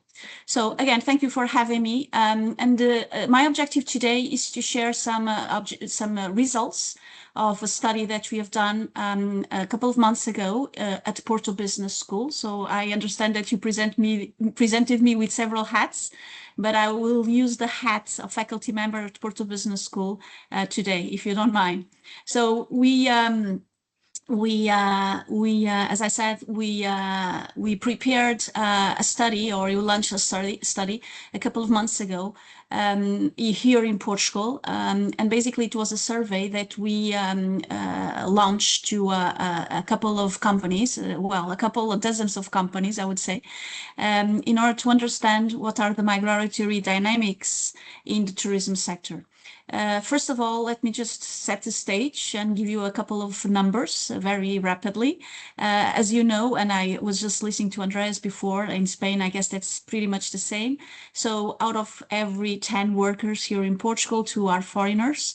And if we zoom in to the tourism sector, we immediately realize that this situation is even more bold, is bolder in the tourism sector, because in the accommodation, food and beverage services, around 16% of the talent workforce, the workforce is in fact non-Portuguese. And if we look in fact to the entrepreneurial side, we have that 20% of the entrepreneurs in the tourism sector are migrants as well. So basically they come here, they stay here, they open a restaurant, they open, well, a kind of business related to tourism. So they are really bold entrepreneurs as well. So this information pretty much lead us to the conclusion that without migrants, some sectors of our economy, Portuguese economy, will collapse, especially the tourism sector. So going back to the survey that we launched, basically it had a couple of objectives. I will just go through them very rapidly. So these were the type of questions that we raised at the time. Well, these slides do not really translate the real questions that were sent to the organizations, to the companies. Nevertheless, well, my objective here is to, sum up a laundry list of questions that were raised. But basically at the time, so we had 4 clusters of questions. So what do they do? What these migrants do in the organizations? Most of these organizations are, of course, tourism related, as I told you in the beginning.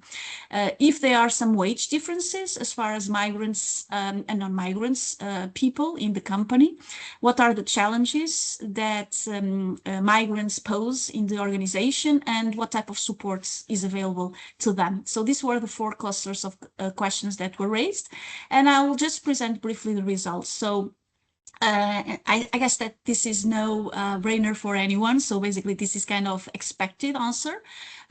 So most of the migrants that are actually working in tourism related companies, they develop some kind of technical roles related with accommodation, with, well, food services, whatever. So most of them, in fact, need some kind of training. Otherwise, they would not deliver what they are expected. But still, although, as I told you before, most of them develop, technical roles or ensure technical roles, they don't have any managerial type of profile. So only less than 1% respondents reported that migrants in their organizations had some kind of management support. So basically, they are not leading teams. They are not middle management. They are not developing middle management roles, and so they are I would say in the first. They are starting to climb the ladder. So start, most of them have in fact some training before. They might have some previous experience, but when they join the companies here in Portugal, they start with the first, I would say, with baby steps. It was surprisingly to us to discover that some of the organizations that answered to the query reported that they still don't employ any foreign workers. So 50%, in fact, half of the respondents indicate that they are still not employing foreign workers. That was surprisingly to us, as I was saying before, because as I told you in the very beginning, 60% of the workforce in the tourism sector are in fact migrants, so they are foreigners. About the wage differences, this was not in fact, again, not a surprise. Most of the companies reported that there is no difference between migrants and Portuguese-born workers. As long as they develop similar roles, the wage is the same. Nevertheless, this is not a 100% answer. So 80% of respondents indicated that they have the same wage. But of course, if we go deeper and analyze the information that we have in the social security, social security numbers, the reality is not like that. But nevertheless, most of them answer that there are no differences or major differences. The 20% of respondents said, in fact, that there are some degree of inequality, whether positive or negative, which lead us to this conclusion that there is some room for improvement in paid transparency as well, as you can imagine. So the third cluster of questions related with the challenges, and I guess that we are now entering the juicy part, and the challenges were so many. So basically, most of the questions, most of the organizations identify as answers the recruitment and retention of talent, the training, the skills development. Nothing new here, but also some social issues related with so non-technical or non-related with the roles that migrants develop in their organization. So we are talking about prevention of bias. It was also a concern. And some other social issues that rely also on the politics that it's now taking place here in Portugal. With the right hand wings taking a little bit, being a little bit protagonists here at the Parliament as well, as it is happening everywhere in Europe, by the way. What really puzzles us is that a great number of organizations said in a clearly way that there are no major challenges when they are integrating migrants in their organization. So they don't identify any major difficulty. And that could lead us to, I would say, to a lower level of maturity.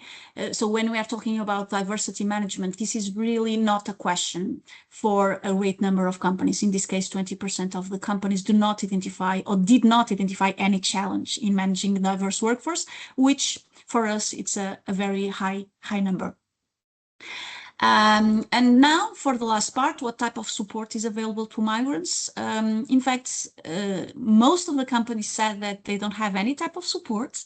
40% said that there is in fact a complete absence of measures, of supporting measures. But few examples indicate that they might provide some training as language assistance and language training and so on. So most of them seem to rely on public policy and the support that they might get from the National Tourism Board here in Portugal, for instance, that has, as we know, a great number of initiatives that tries to better integrate these migrants in the workforce. So what I'm saying here is that most of the corporations do not have any available support to better integrate these migrants.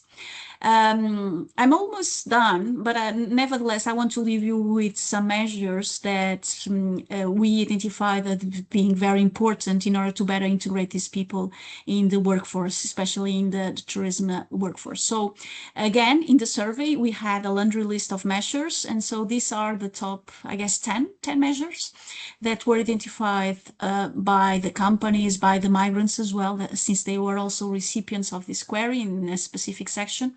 And most of them, so number one is teaching of the language, so Portuguese language in this case. So it is the number one needed, demanded measure in order to better integrate these people in the workforce.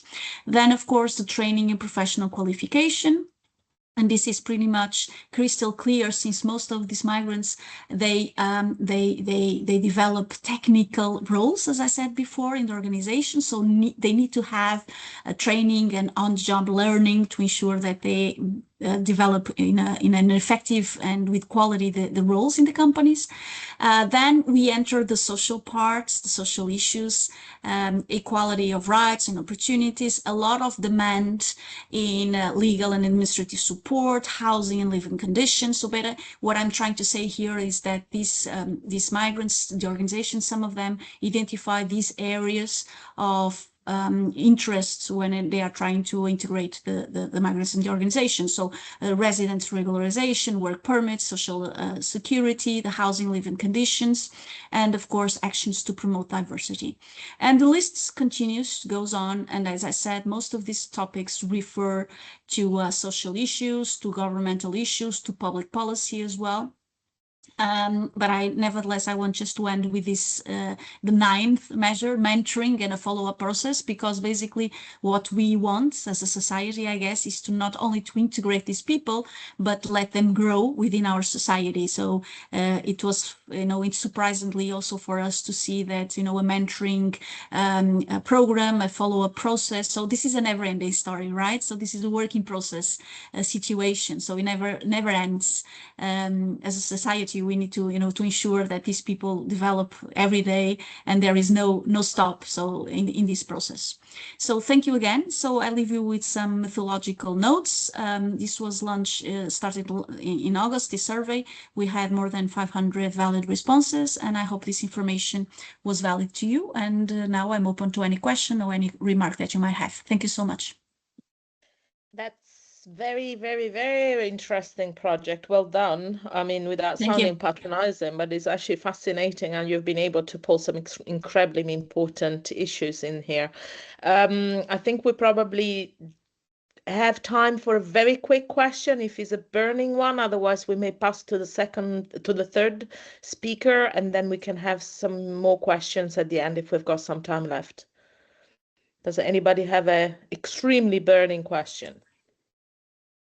It doesn't look like it, so I would like to then introduce... I will stay around, nevertheless. Thank you so much, Marina. Yeah, please, so that if we've got a couple of questions, maybe at the end, yeah, that sure. would be really Thank helpful. you. Thank you so much. That was actually really clear, and I suppose that's why we don't have questions. So Dr. Hilal Akdemir, she is obviously involved in the organization of this event, and Hilal works full-time as a researcher at the KIPT Collab, and obviously we all, I believe, understand now that this is one of Portugal's leading innovation hubs dedicated to advancing knowledge, inclusion, and sustainable development in the tourism sector. If I may ask you to switch off your mic, whoever's got the mic on at the moment, it might be Rita, you might be the last speaker, maybe you have your mic. No, I'm off. I'm muted. I'm muted. Sorry. I didn't mean to point my finger towards you. I thought it was the most logical one, but if anybody has got their mic on, please switch it off. So Hilal, please, the floor is yours. Thank you, Professor Marina. Also, thank you for the great presentation, Professor Andres and Professor Rita. I think our research will complement to what you have presented. That's why I'm very happy. I will share the screen. I hope you can see it. Yes, we can. Okay, yes, perfect. So I will right ahead start with the agenda. So first I will introduce you Kipt Collab very briefly with to show you what we stand for. And then I'm going to present you the projects that we have done previously about migration and tourism in the Algarve.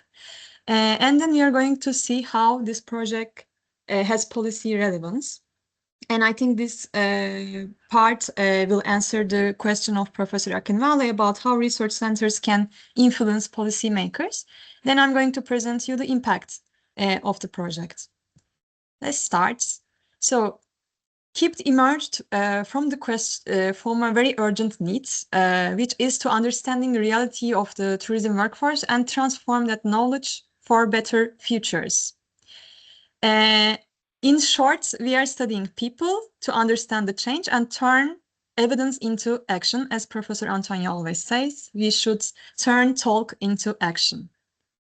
So this project actually represents what we stand for, because the project rethinks the labor value, improve integration conditions, and strengthen social cohesion for a more inclusive and sustainable hospitality workforce for future generation. In this study, we examined the motivations, expectations, and living conditions of immigrant workers in the Algarvian tourism and hospitality sector based on 500 survey that we collected between September 2023 and January 2024. I'm going to be very brief because we don't have that much time, if my presentation works well. So we created 3 different profiles out of the aggregated data. And the first one, the highest percentage, represents 47 of the research participants that we had. We named him Theo. He represents countries that has cultural proximity to Portugal, such as Brazil. And the second profile represents 44% of the migrant population working in tourism sector in the Algarvian region. And this population represents non-European countries, the global south, that doesn't have any sort of cultural proximity with Portugal. An example country is India. And lastly, we have European citizens that would like to migrate to other European countries to increase their network, enhance their network, and to have a highly qualified profession in tourism industry, and people who are focused more on career growth. So we are going to examine their motivations. And Theo would like to come to Portugal because he thinks his culture has proximity with the country, and he also thinks that it will be easier for him because he can speak the language. He also probably has friends and relatives within the country. And here we have repetition. Repetition here stands for the fact that tourism in Portugal is very well known, and Portugal is one of the countries that have a high reputation about working in tourism industry. And the second profile, Ravi, he's more concerned about the salaries and income, and he's seeking for better quality of life compared to his own home country. And he wants to explore new opportunities in work life. And he is also driven by the reputation of tourism sector in the country. And Sophie is driven by the quality of life in terms of maybe better weather conditions. And she's more seeking enhancing her networking. And she's also driven by the reputation of tourism sector in Portugal. So what do they expect? Their expectations when they arrive to Portugal is, for the first profile, is having a higher income and also experiencing an international setting. And of course, he thinks that he will have greater employment opportunities compared to his country. The same thing applies for Ravi. He also thinks that he will have better employment opportunities, he will have international experience, and he would like to learn a new language. So for the third profile, Sophie, she also would like to discover an international experience, enhance her network, and language skills. These are the expectations of people when they first arrive to Portugal. And then the attitude. So what triggers them to turn motivation into action? First, for Theo, he would like to express himself in a in a society that has a more flexible cultural norms. We named this as cultural identification. And of course, again, the reputation of tourism sector and the political instability in his country regarding also the safety. He would like to change his country and migrate to another European country. So for Ravi, it is intolerance, the social intolerance that he is experiencing in his own country, and also the living conditions. Probably even compared to Europe, he thinks that he will have greater living conditions if he's going to migrate, and also the government incentives is a high trigger point for people like Ravi to decide on migration. For Sophie, it is she would like to probably study in an international setting. She's driven by the reputation of tourism sector, and she would like to explore a new culture. She wants to learn and enhance a networking with other cultures. So when we dive deep into the living conditions, we see here that the first and the second group are quite similar. They would like to have better income. They care about health, access to health centers. They care about their safety. And also access to basic amenities such as infrastructure, like public transportation or other amenities that you can think of. And then for Sophie, it is good living conditions, probably in terms of whether being able to travel to other cities and probably having opportunities to enhance our networking in this country. So we also measured their satisfaction. I think this is the key point of this study, because now we can understand if Portugal was able to meet their expectations. So we understand from here that almost 70% of the immigrants would like to continue living in Algarve and also working in Algarve. However, there is a percentage that decides to migrate to other European country, which represents 16% of the population. And also 14% of the population thinks to go back to their hometown. So this also the recommendation of migrations also leaves us a quite interesting remark, because if they have a good experience, if they really like Algarve, enjoy the country, they do recommend to other people to migrate to Algarve. Why this is important? Because now the current policies of Portugal is about to attract new talents and also how to retain them. So this study is actually a key point on why it is so important to have policies that can meet the expectations of the immigrants. We shouldn't only consider how can we attract them, but we should also have strategies on how to retain these talents that we attract. And here we are talking about a multiplier impact. So when it comes to answering the question of Professor Akinwale, how can we influence policymakers? Policymakers, we believe at KIPT, they can make policies, but they cannot make effective policies if they don't have relevant data. And it's very important for policymakers to be in collaboration with universities and research centers. And I think they are doing a good job in Portugal in this level, because we do have many collaboration with policymakers.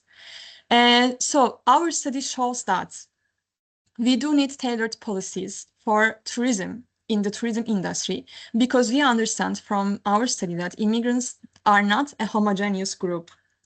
We should make policies more differentiated and culturally sensitive. We cannot make policies out of generic measures. Also, the living conditions, as presented by Professor Rita, is very important to make them stay here, because their expectation to come here is just about that. They want to have greater opportunities in housing, income, and daily life. Another policy relevance that we can talk about is the structural barriers that require targeted intervention.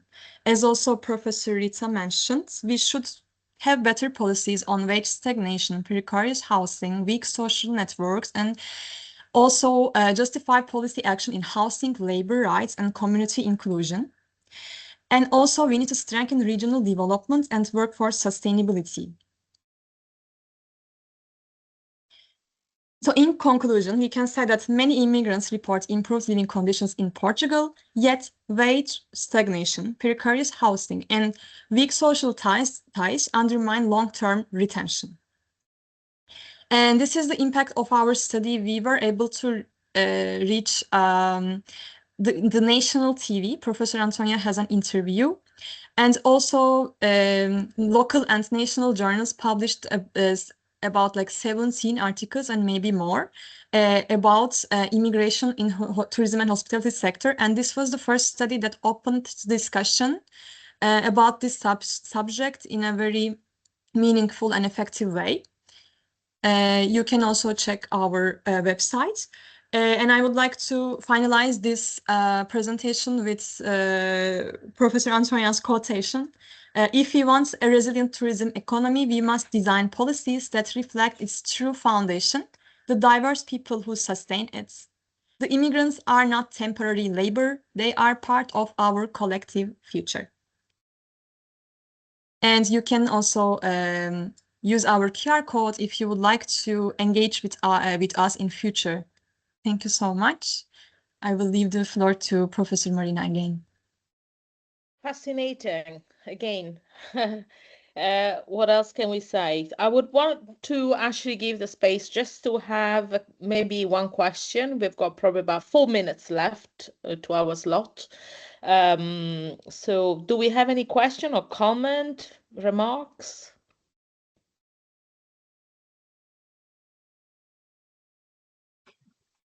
Yeah, congratulations, Hilal. I think it's a very interesting findings and huge impact, as you said, to the society. What is most important? So, encouraging you to follow with that research. And if I may follow from that, I think what we've been listening so far constitute an incredible strong basis for whatever the future of this project may become. Particularly because there is already a strong basis to actually justify why this is important. And those of you obviously Rita, obviously you work with the European Commission, people that work with the wider, broader context, we can really potentially draw on those lessons learned and actually move the agenda far, far, far faster than anybody else in this space.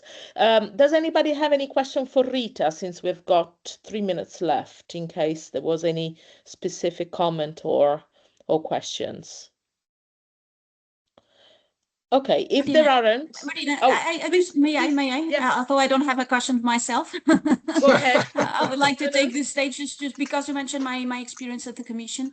In fact, I've been working with a great team at the European Commission, and very soon we'll launch a toolkit, in fact, on migration, and basically it's a laundry list of measures that we suggest, we recommend the public and private society. So basically it's both for private and public partners to integrate in their day-by-day operations in order to better integrate not only migrants, but women, some minor communities that exist in our society and that need to be very well welcomed and nurtured. And so I urge you to visit the talent platform. It's the Commission site related with these issues, and very soon, as I said, we'll be launching a couple of instruments, a couple of toolkits that will be, I guess, very useful, not only to the private entities, organizations, but also to the public partners. And I see the National Tourist Board here, well represented by Ana Paula Paes and some others. So please be attentive to that, and it will be my pleasure also to send you some details as soon as we have the links and the documents in the website of the Commission. So what I'm trying to say here is that it's really a priority. to the Commission also to, you know, to suggest, to recommend. Absolutely. And that's where Yes, sure. I believe those of us who are connected to those organizations who obviously have those priority areas in terms of visibility and sharing of knowledge that will be generated in the future through this collaboration, I think is fundamental. So any knowledge that can be shared in preparation to the project, but also in preparation of other institutional agenda. Like, so I mentioned at the beginning of this panel, you know, my new role, the new setup of the new agenda of the new term 2025, 2026, 2029 for the World Committee on Tourism Ethics, you know, and there might well be other people in this group that actually would want to bring those knowledge, because otherwise what I keep saying, we keep kind of reinventing the wheel when actually other organizations are already working on things, so we can use this as building block. And on that note, is 1310 is the next panel session happening now. So thank you very much all for participating. Thank you, Hilal and Antonia, for inviting us, and it's been an absolute pleasure to be with you today. Thank you. Thank you. Thank you so much. Thank you so And much. Professor Marina, before you go, I want to say that decolonization of mindset will be stick on my hands through the rest of the day. Thank you so much for being here. Hello, Rita. Hello, Rita. That's nice absolutely brilliant. Fantastic. Thank you. Thank you. Bye. Bye. Bye Merry bye, Christmas. Professor Andres. Merry Thank you so much. Christmas. Bye. Bye. Merry Christmas. Now we will continue with the third session. This is the last final thematic session that we have today. It's about integration and inclusion strategies. We will talk about the frameworks that promote inclusion, gender equality, and intercultural understanding. And our moderator is Ivan da Costa Gonçalves, President of General Assembly IPDAL. And I would like to leave the floor to Dr. Ivan. And I'm very happy that he's here today with us because he's a very important public figure, and it's an honor for us to have you here today with us. Thank you so much. Okay, thank you. Good morning. For me, it's a pleasure to be here and to be invited by you to participate in this session.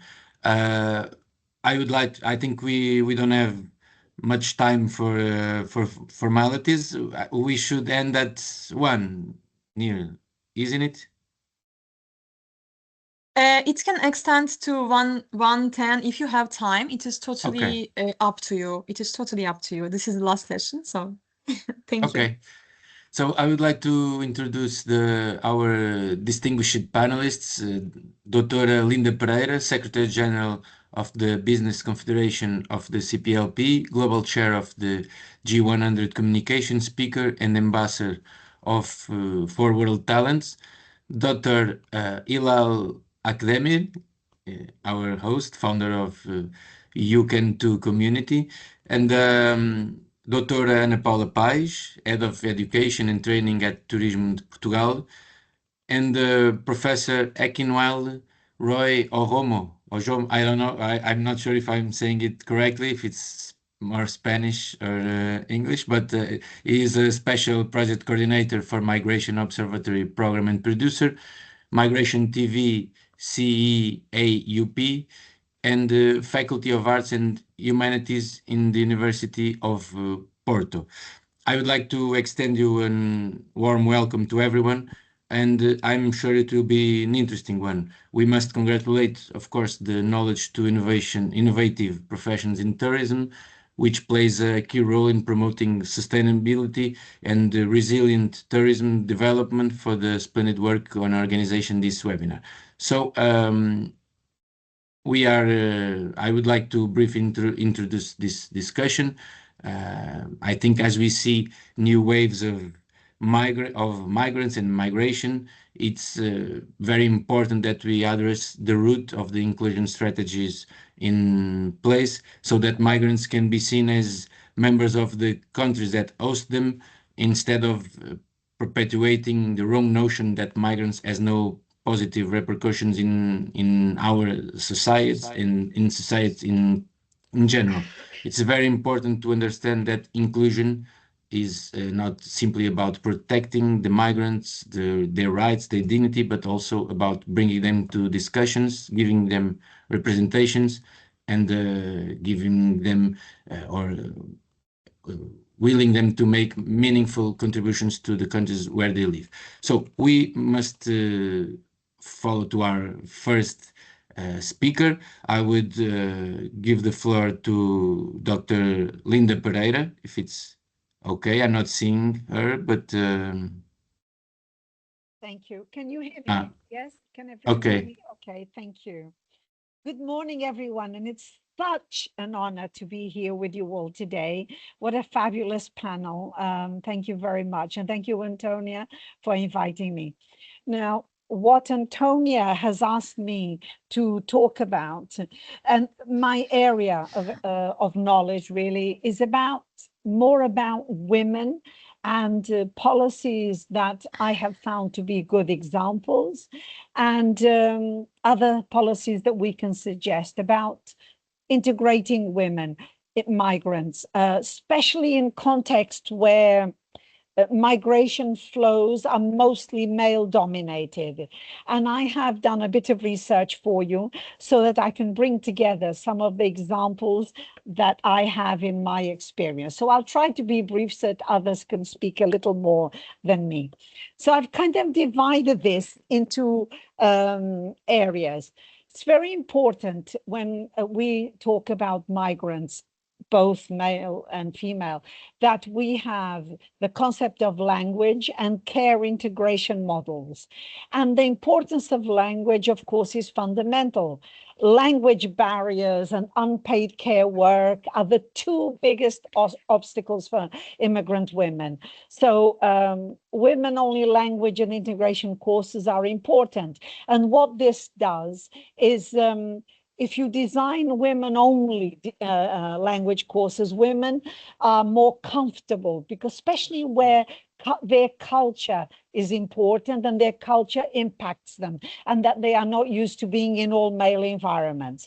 So it's important to have things like on-site childcare, flexible schedules, cultural orientation, and help them understand their right to education.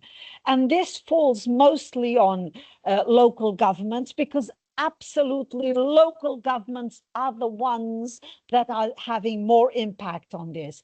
But it's also important for NGOs to become involved, and we know they do. Women's associations within G100, we work a lot to support women migrants, and of course education providers. This results, when these three entities come together, this results in higher participation rates. They participate more when the schemes and the programs are women focused and not mixed gender programs. They become increasingly more independent. They feel more civic engagement. And you have a fabulous example, for example, in Germany. It's called Mama Lernt Deutsch programs, and also in Sweden, where they have women-only Swedish education for women migrants. This is a fantastic example, two programs that everyone should look into, both in Germany and Sweden. Then, of course, you need to have employment pathways that are tailored for women, especially women with children. And you need to have programs that assess their formal and foreign qualifications. For example, in Portugal, we are often too strict on qualification recognition. Even at the highest levels of qualifications, we are very bureaucratic, but many countries are not, for example, the UK. And we must learn to offer short upskilling certification courses, connect women directly with employers. We need the government to involve employment agencies, chambers of commerce, play a fabulous role. And of course, women's associations like, as I said, G100. This results in faster entry into the labor market, which is what we want. It reduces poverty risks, because mostly it's women who suffer from poverty. And of course, there are also, again, I said, I looked at all the best programs. Canada's Immigrant Women Employment Pathways are fabulous examples. And the Netherlands, they have a women-focused labor market integration program, which is magnificent, and everyone should look into that as a great example. The next one that I find is really important is entrepreneurship and microfinance initiatives, business training, mentorship from local entrepreneurs or from women's associations, education in access to microloans or grants, banks, NGOs, business incubators, and again, local authorities, because this impacts job creation, stronger local economies, because they become residents. We have a great example in Ferreira do Alentejo in Portugal, where you find some entrepreneurs in agriculture who have decided to offer housing, which they build on their properties, and then offer education in-house to the women that accompany the men who then work on the agriculture. But by bringing the women in, women find their own work, they become socially integrated through the business networks, and this can be done through microfinance for migrant women. France and Spain do this brilliantly, and of course the UN Women's Migrant and Entrepreneurship Initiatives is also a good way to go, and local authorities can access it. The next one, I think, is community mentorship and peer networks. Local women's associations can avoid social isolation, which is fundamental. They can create pairing between local and international women. They can contribute to improved mental health, faster cultural adaptation, and stronger social cohesion. It's really, really important. In the UK, there are fabulous examples of these programs. We do not have to invent the wheel. We must learn from other programs that work in other countries. So in the UK, we have the Women's Integration Networks, which do amazing work. We have also Nordic peer-to-peer mentorship models. We can learn from them and then avoid any mistakes that we already have. As regards issues like, and these affect women so greatly, like health access to health, safety, human rights, because we have policies that are ridiculous and we spend so much time on them. For example, the recent law on the use of the burqa in Portugal, which is irrelevant, not impacting. It doesn't impact a lot of women, and we could be focusing on other issues that are far more important, like integration, like improved mental health, like much quicker cultural adaptation, stronger social cohesion, and the women's networks are fabulous. By having legal aid and information on rights, volunteer associations of lawyers, using students from the legal professions, from the health professions to provide support. And also the creation of safe space for women can be organized through women's associations. I find Spain brilliant in this through their integrated migrant women's support centers. And I find that local NGOs in the UK and all over Europe to be great examples. And really, final, but not the least important, access to education. Most of these women did not have opportunities to have education. Educating them, training them, especially for girls, is absolutely fundamental. All over Europe, there is financing available. That is something that local authorities and chambers of commerce can do.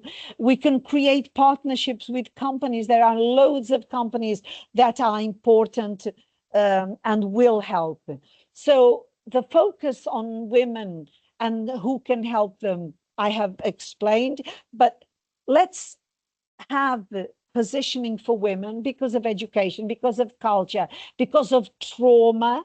from their origin, their places of origin.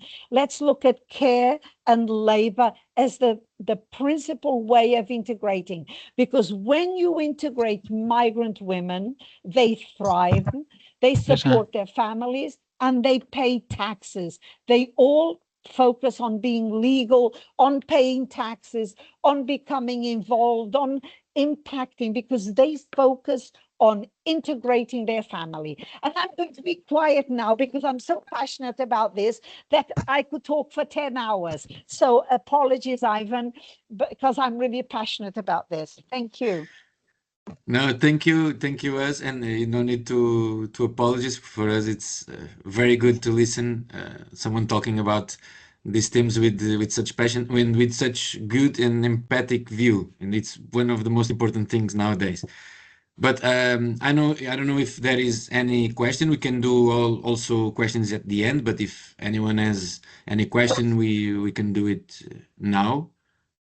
If it will be quick, okay, we will pass and we will make a debate in the end if it's possible. So, Dr. Hilal Akdemir, I'll give you the floor.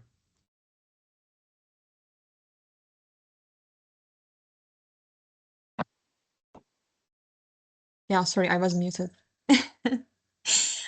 I hope you're not bored from seeing me the second time. But yeah, I couldn't just avoid this opportunity to introduce you a community that I just recently founded with the support of my colleagues.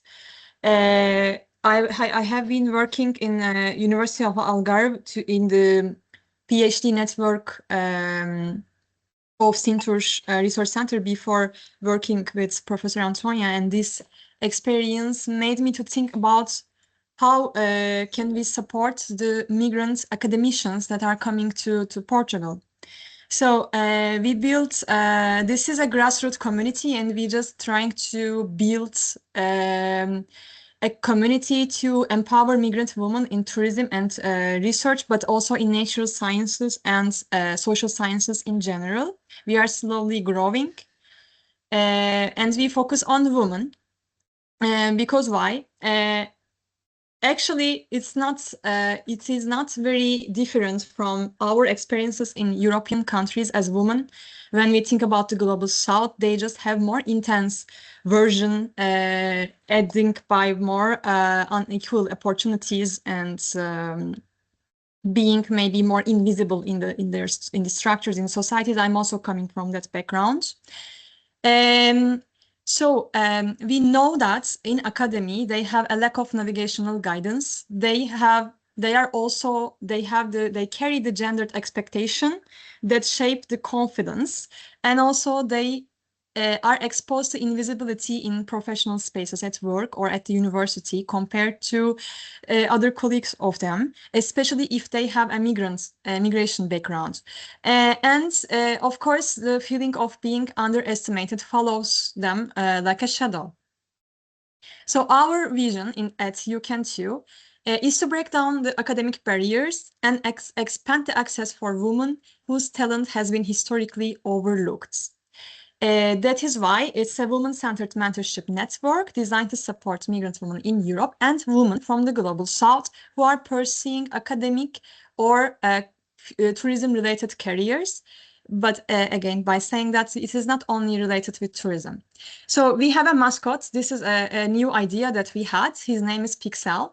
We chose a black cat to represent how we are feeling, because black cats were often judged before they were ever seen, and they were discriminated in some cultures because they were thinking that black cats may bring unluck. And also they are highly associated with witchcraft or Satanism. So Pixel represents those who have been misread, underestimated, or unseen. However, Pixel, as a black cat, he learns how to adapt in this environment, and we believe that if he can survive still today, and if the perception toward black cats can change, we believe that everyone can do it with the internal strength and, of course, with the resiliency that we have.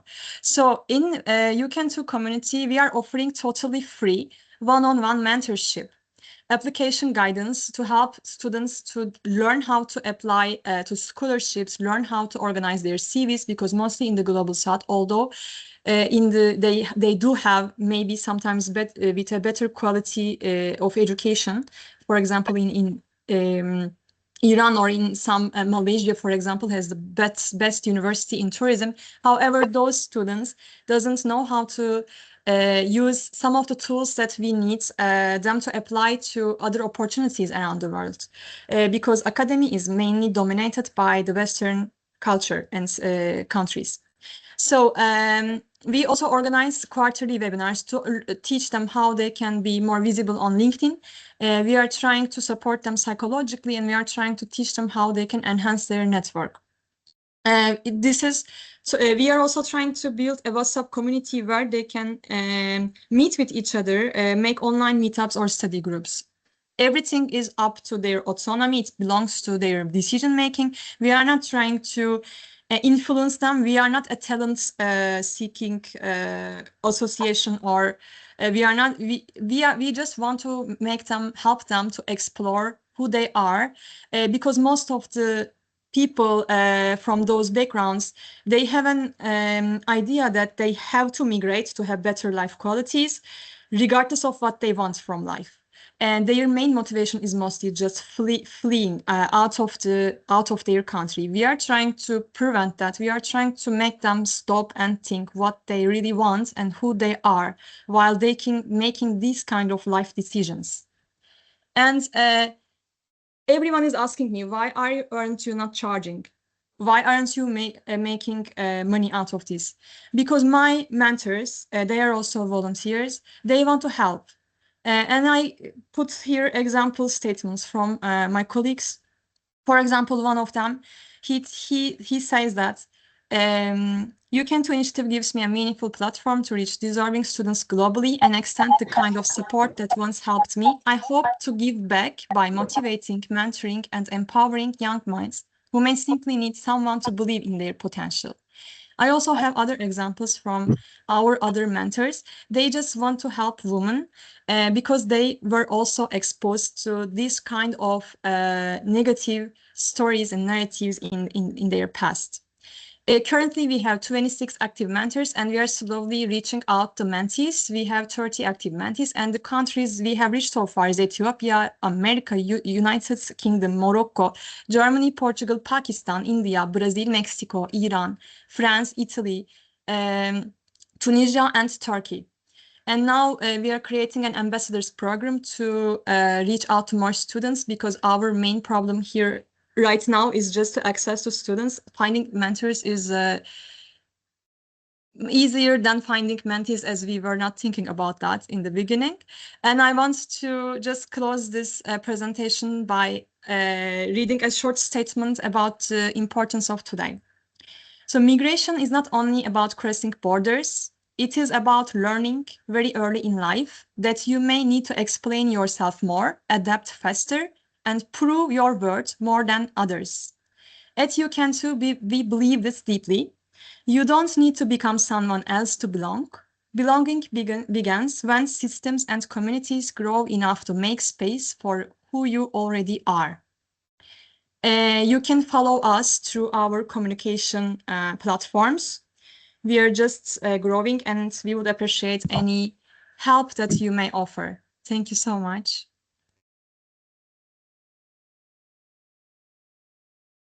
Thank you, Dr. Hilal.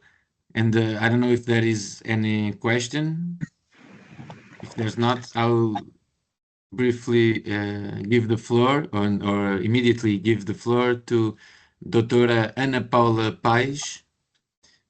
Good morning, and thank you, Okay, Ivan. Thank you. I just want to start by thank both Antonia and Hilal for this organization and to invite me. So today I will present one of our programs that have been already mentioned at the beginning by our one of the boards of our directive board, Catarina Paiva. And so let me share my screen. So I will start to do the presentation. Okay, so I think you already seeing the presentation. Thank you again. So I will brief introduce you to one of the examples that we are working at Turismo de Portugal to provide, I believe, some of the ideas that have been discussed this webinar in this very special day. So this program named Integrar for Tourism, it's our proposal. It appears because we have, of course, full consciousness about our programs that are not answered yet what we need to qualify the workforce for tourism. So we have, of course, demographic difficulties, and we have also social difficulties to attract more people for the tourism sector. But besides that, we also want to welcome all the people that are arriving in Portugal with humanism and respect, as we already seen some very interesting proposals this morning. We know that talent attractions, it's very, very important, and especially the immigration of qualified professionals and young students are also very, very important. And we also believe that the partnership between the public and the private and also the social sectors are the answers for the future in order to have effective programs that can deal with these main goals. So this project has 4 major pillars, which are the major partnerships that we establish for its development. Of course, our network of hotel and tourism schools, we have 12 schools around the country, and they are the ones that are operating the program. One of the major partners is AIMA. We already hear this morning the lady from AIMA that she highlighted the importance of this partnership, and they are with us because they are really important in validating all the information and the documentation about the migrants. Of course, the National Association, the Federation of the Companies of the Business Sector for Tourism, CTP, they are one of the major also partners, and of course the companies, because they are the ones that will integrate the migrants. And the project is focused to work with migrants and with the beneficiaries of international protection.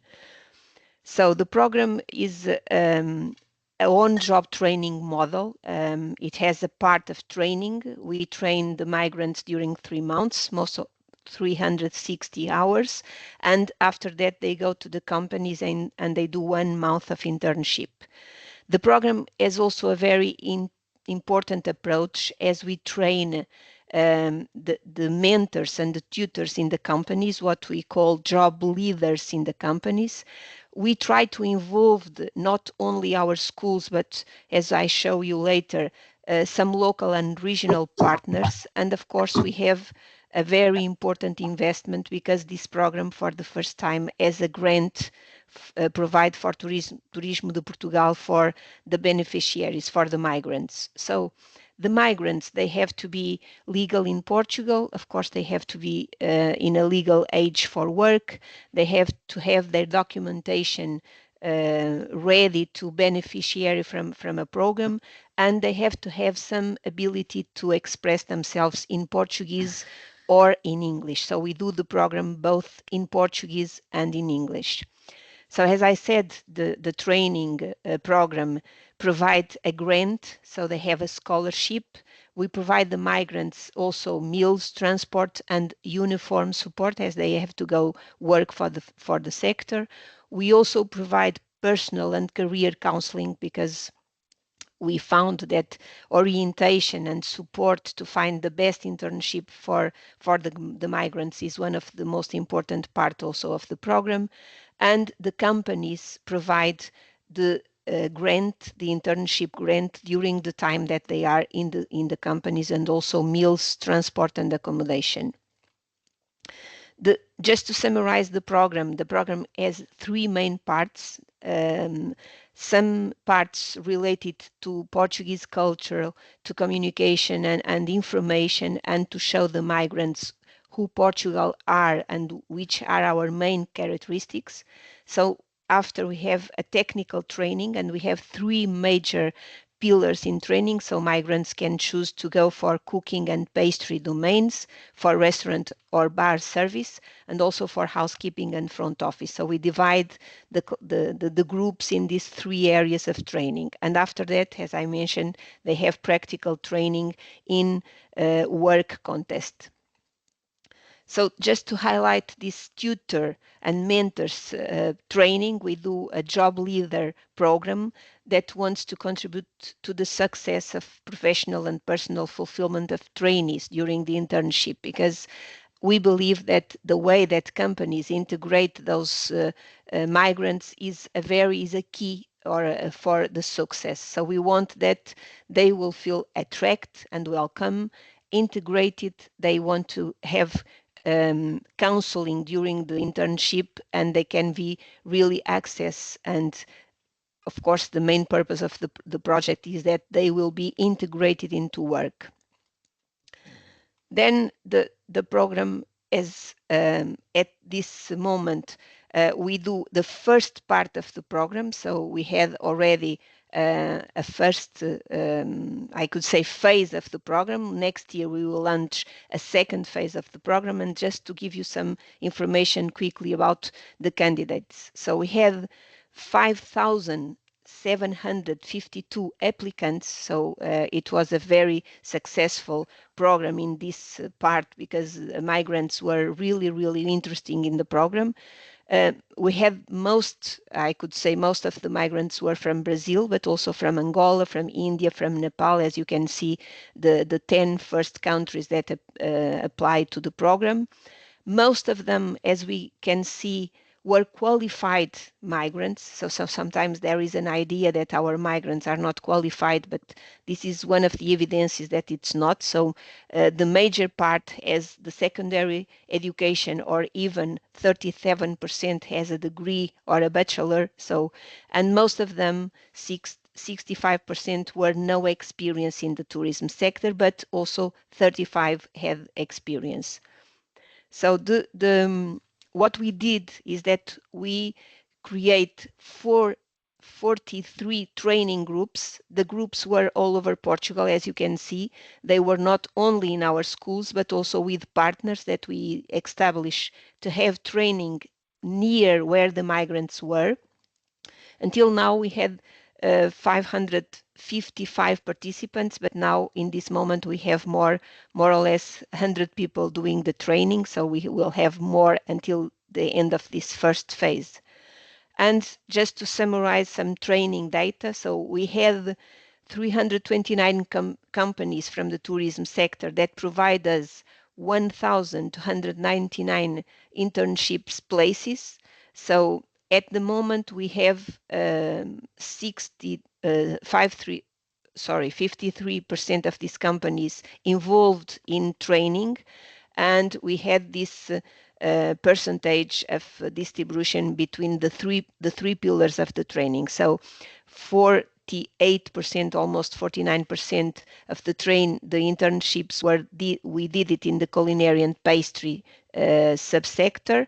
28% in the hospitality, so front office and housekeeping, and 23% in restaurant and bar service. At the moment, we have 62 persons working, and 58 participants are now integrated in the tourism companies.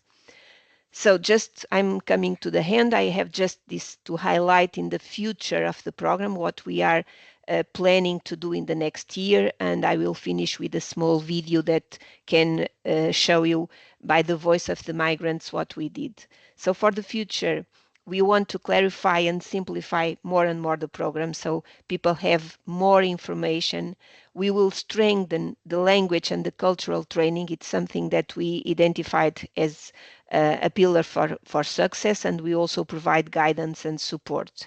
From the business side, we want to work more close to the companies so they can provide clear information, they can provide a safe and inclusive welcome, and give support. So we will improve also the training for the tutors, which is really a pillar of that contributes contribute for the success.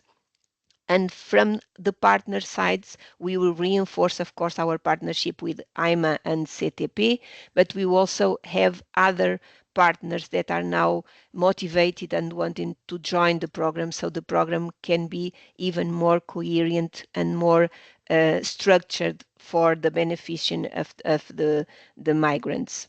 And now I will share a small video, and I will end my presentation with this video.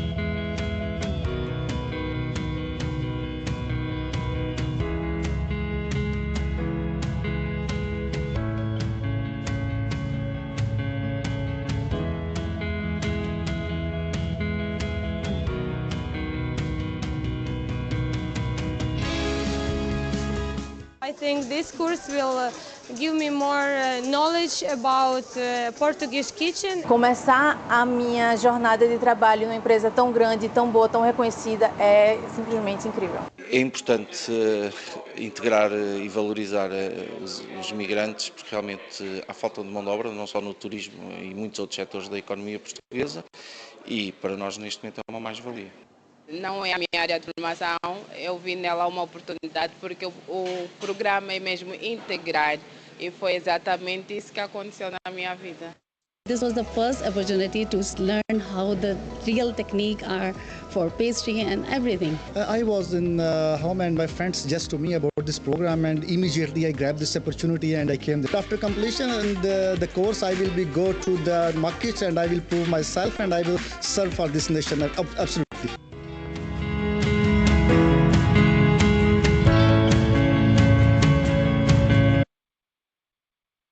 Okay, so thank you. I will stop sharing, and thank you again.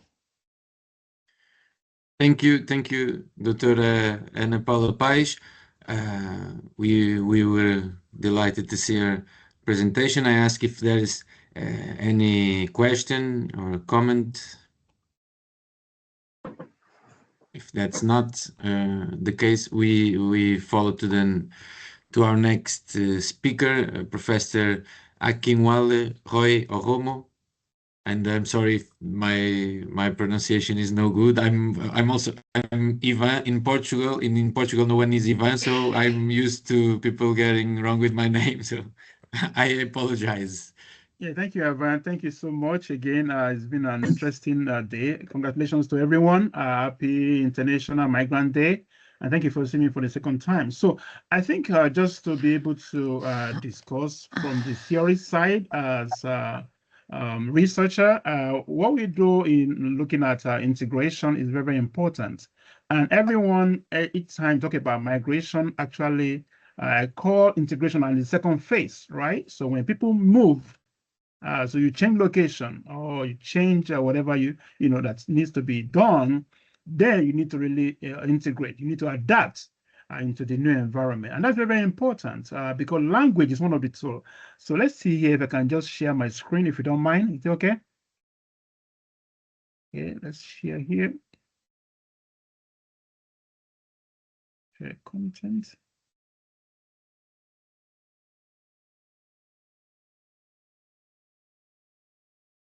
Okay. Okay. Okay. All right.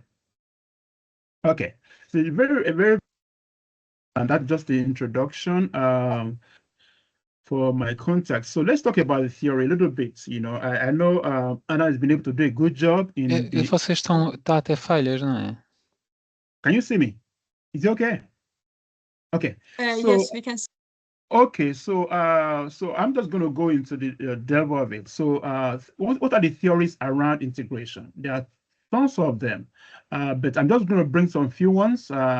Language is one of them. because whatever, how smart you are, how intelligent you are, if you cannot communicate this, sometimes it's very, very difficult. So you cannot really share what you have intellectually. So language is continuously one top ranking anywhere in the world of how integration is to be done.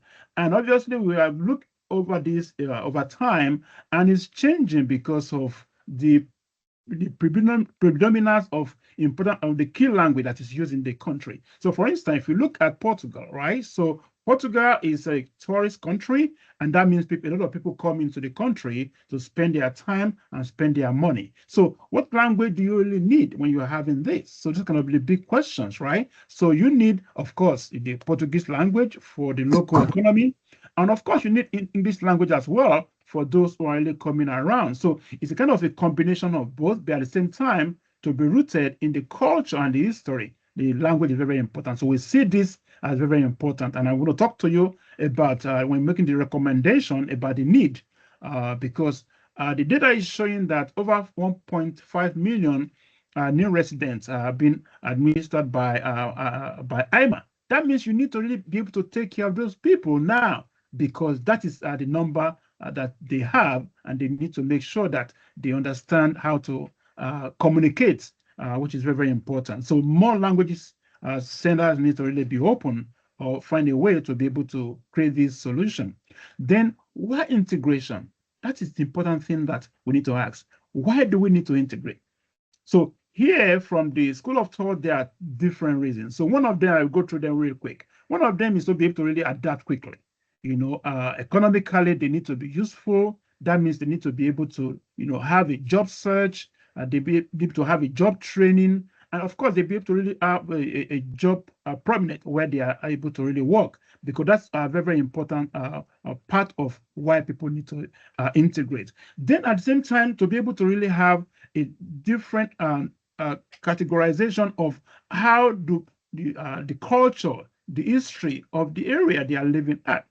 I mean, what does it mean for a Portuguese to be able to have a coffee in the morning? It's conversation. So some of the things that people do, then it gives an opportunity to be able to understand them or where they are coming from. And that's very, very important.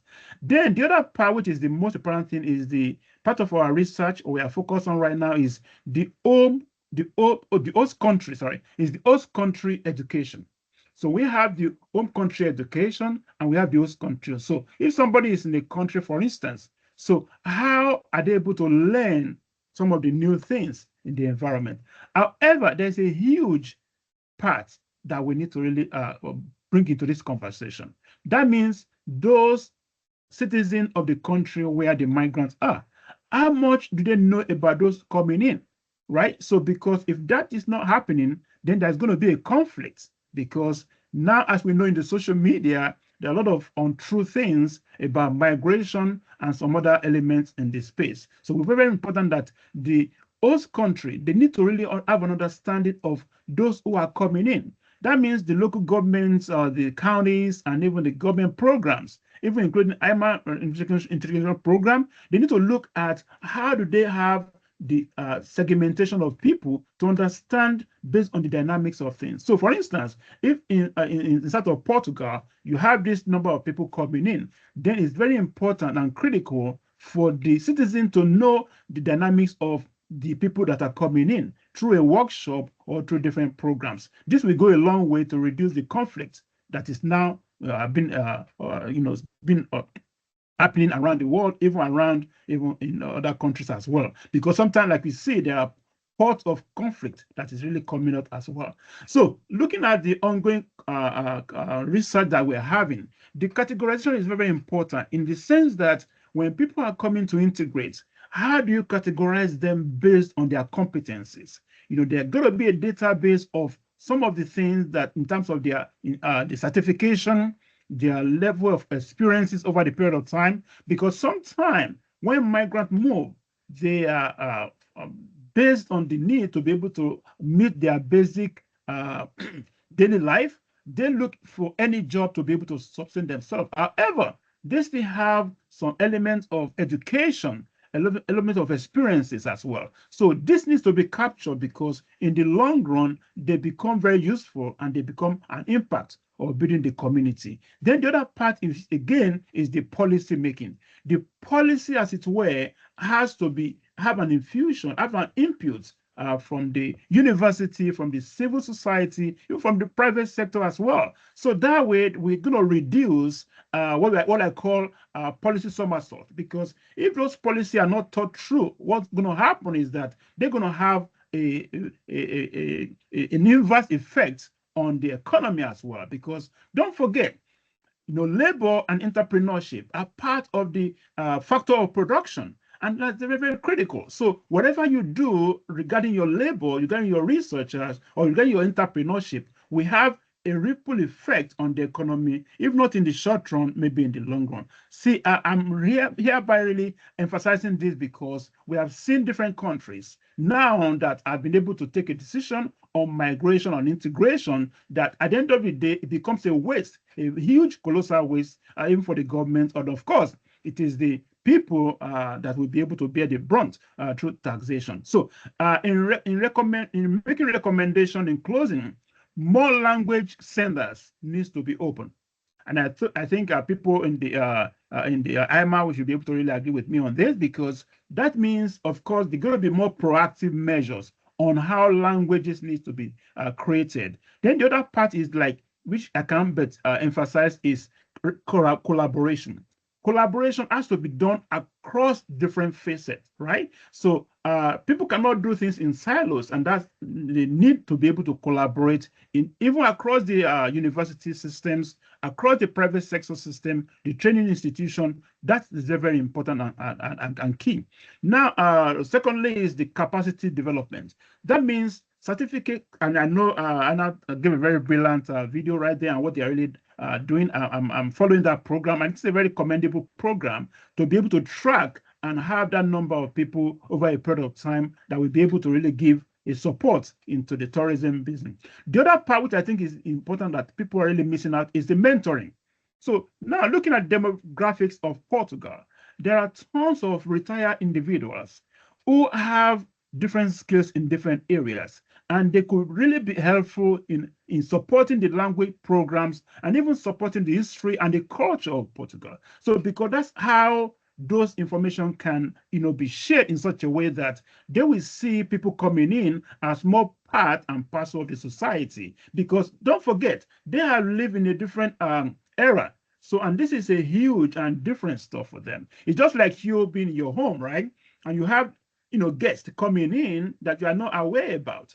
It's going to be conflict. Maybe you don't wear shoes into your into your bedroom and things like that, or to your living room. So there are simple things, but at the same time, we need to really tap into them. There are tons of knowledge that met tons of them who are retired, but that can be tapped into this. So they can help with the mentoring in terms of the culture, even in terms of the language as well, because you can connect with them on a day-to-day basis to be able to share this. Now, the workshop I mentioned is very important. So this cannot just be left in the hands of just IMA or some other institution as well. It has to be all facets, all across different sectors, because it's very, very key in delivering services. It's very, very key in delivering value into different sectors of the economy. Now, finally, it's an institute of creating this thing together, because don't forget that everyone is doing their own different stuff as well, but there's got to be a common denominator, a common database, so that we are not actually reinventing the wheel. If an institution has been working on this for a long time, a database or an association, so to speak, doing this will help out. And like I said, we can learn from each other.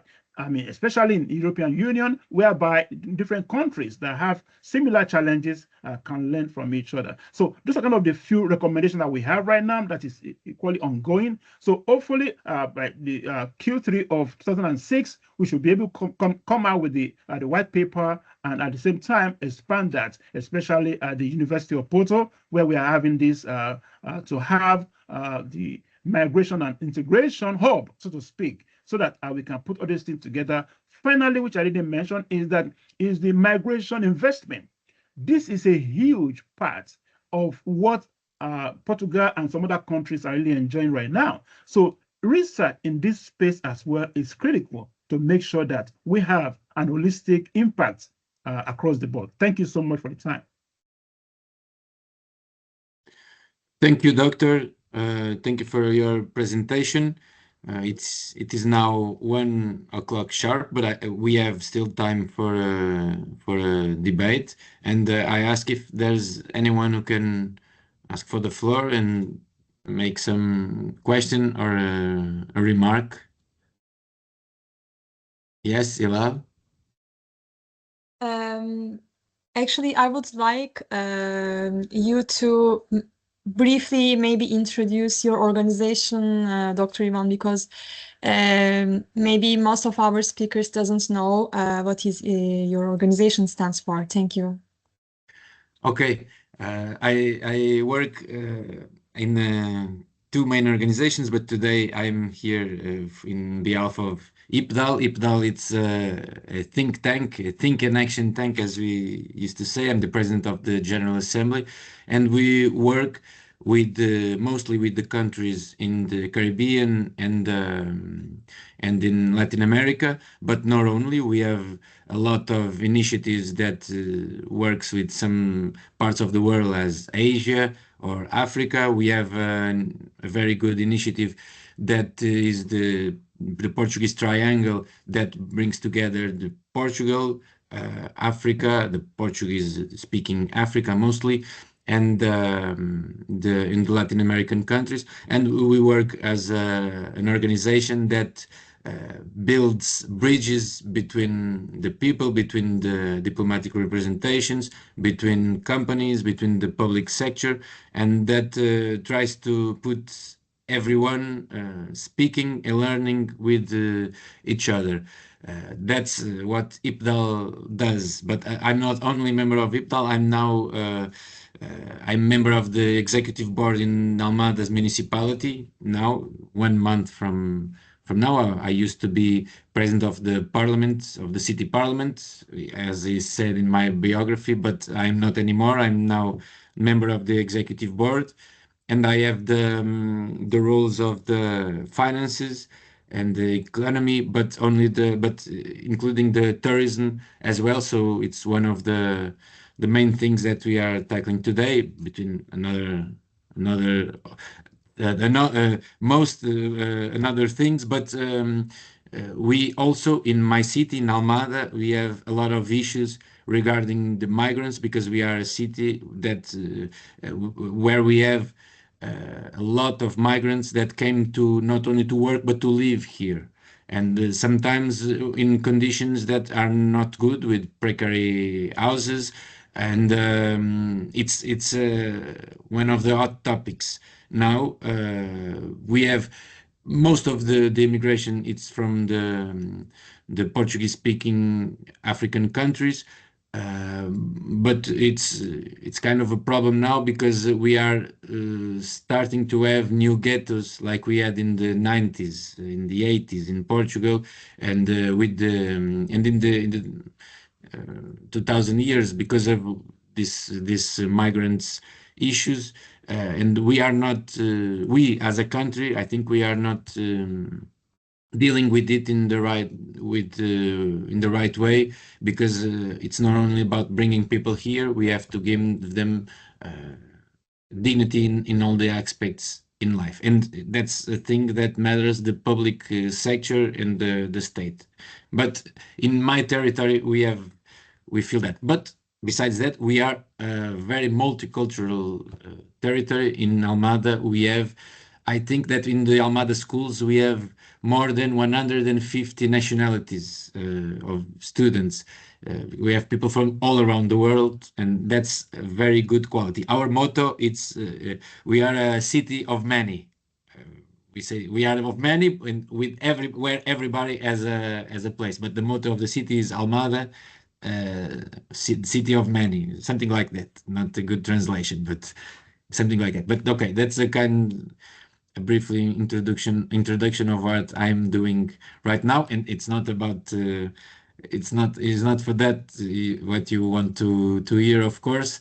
And for me, it has been very interesting, because I'm not an expert in this sector, but for the last hour I was learning with all of our guests, and for me it's very important, even for now, that we are starting our mandate.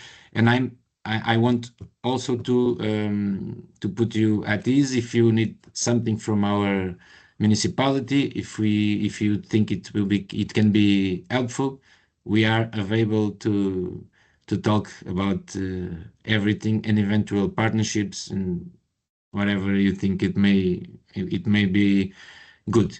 But okay, I don't know if there is anyone that asks the floor. If there is. No, we don't have. I think the problem now is that we are the thing that stands between the lunch and no one wants to speak now.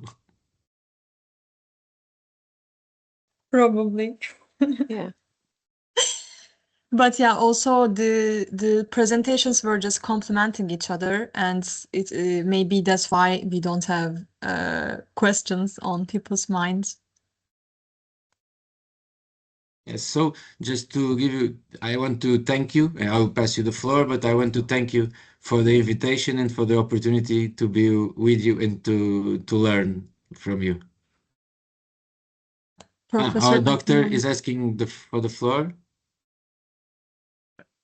Sorry, Evan, thank you so much for introducing your institution, your government institution, because right now, we're really interested in government institution, ensuring that they are carried along in the scheme of things, especially from the research parts. Does your city or your county, does it have any committee or any commission for migrants or integration programs? Because it's very important for public institutions to start thinking about that if they don't have it. So that's a question and a comment. Thank you. Okay, thank you. We don't have a council, a public council, but we have a network of some private institutions that work with the public sector, that work in very strictly collaboration with the municipality. We have some institutions, as we say, I don't know how to say it in English, but in Portugal we call it the IPSS, ZPSS, and they do a lot of work, and we have a large range of protocols with these institutions, and we work with that. We have some techniques in the municipality, and usually we put the people, we have some protocols with these private institutions, and regarding the necessities, we work with these institutions. And besides that, we have a network that we call it CLASA, that gathers all these institutions and I don't know how you say, not the municipality, but we have above the municipality, we have some freguesias. In Portugal, we call it freguesias, and we work with these institutions from that they are elected, it's almost like the neighborhoods elected, but not quite. But we work with these elected people as well, and we are working together. But we noticed that now in the Lisbon Lisbon metropolitan area, the problems are getting higher. Doutora Linda Pereira pediu a palavra. You asked for the floor, and yes, it is more of a comment. I learned a lot from my colleagues. Thank you so much. And Ivan, I'm just going to ask you, will you offer me a coffee if I visit you? Of course. Okay, because I pass by about twice a week. So I'd love to have a conversation with you about these issues. Okay, that's all. We have these issues are kind of mixed between the social area and the tourism area, because we are talking about those two things. But we should talk about this, and it's it's an open invitation for everybody who wants to drink a coffee and eat some cookies in Almada. Actually, if I could add something, I had a very nice experience with the IPDAL. We have been working all together. And one of the things that we did also that was amazing was a lunch cooked by a Colombian chef. And I bought some fish on the continent, and the fish at the end was like a very, very nice fish. So at the end, it doesn't seem like to be from the continent, it seems to be from the seaside. So it's very nice to work with you. I'm very happy to be with you also again. IPDAL is a very strong institution with a lot of collaborations and connections with Latin America and Africa. So it's a partner that we need to reactivate again. And I will be more than happy to keep on working with you. I have been working with Paul Neves and Philippe. Okay, we did a lot of project-based learning in my school at the time, and it was very, very interesting to manage. And also we were collaborating with the Portuguese Triangle and the Tourism Forum that you were organizing as well. So I will be more than happy to keep on, and thank you for coming.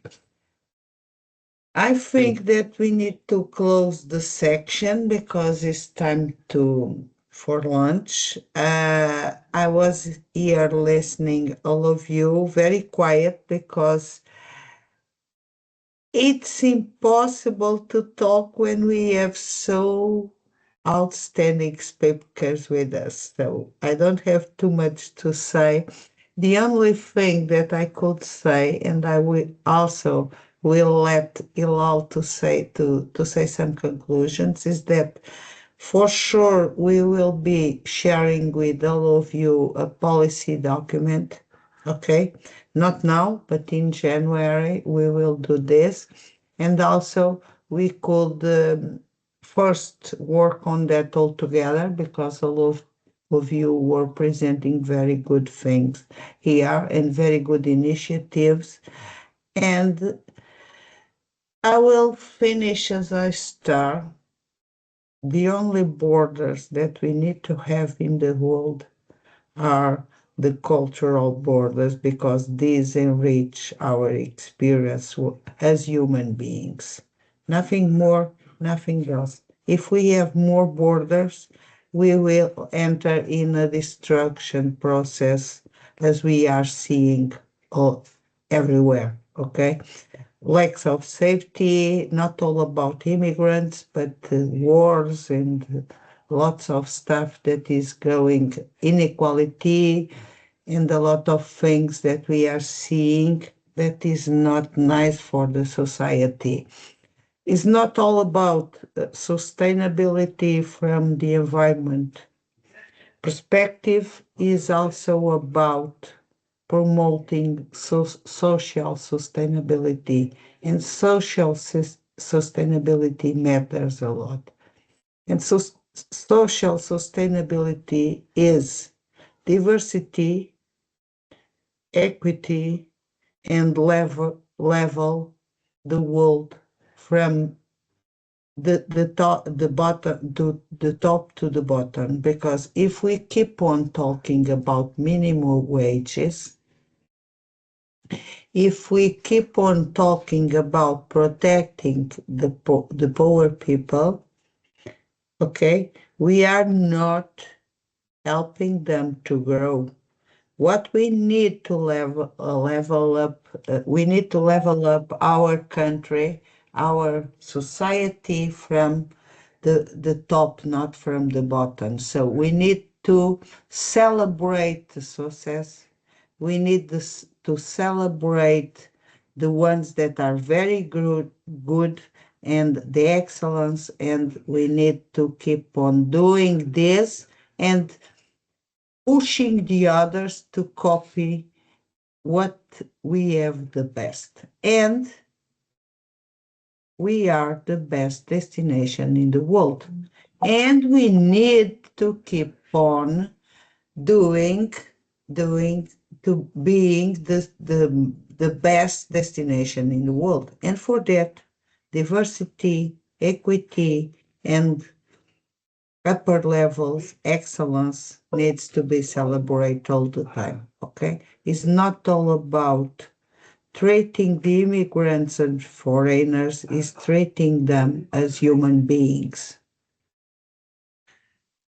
Thank you for coming. I will give the floor to Hilal, which I would like to thank because she was very, very, very professional. It's the first time that she's organizing something like that. So she was doing a very, very great job. Thank you, Hilal, and the floor is yours to close the section. Thank you, Professor Antonia. It's a pleasure to hear this from you. And I also want to thank you to make this webinar possible and for trusting me on that. And I also want to thank to our moderators and speakers today who shared their experiences and vision on the subject. But most importantly, I want to thank to all the listeners that were here with us today to pause and celebrate the contribution and rights of immigrants and also the support systems we have in Portugal. And I'm inviting all of you to follow up our future webinars at KIPT Collab. You can follow our LinkedIn and Instagram accounts. And I promise that I will send, with my colleague, we will send you all the information and contact of the speakers and moderators we had today. You are muted, Professor Antonia. Sorry, Hilal. Everyone is here, so if they want to share the contacts, it's up to each of you, okay? We have the RGPD. That is a very frightening thing to do, so we could not share the contacts, okay? Oh, okay. Yeah. They asked in private, but yeah. Now, if you want to share the contacts, you only have to put this on the chat and that's it, okay? Okay, But okay. as an institution, we could not do this, okay? Okay. Yeah. Good to know. I want to just check also the phrases of today.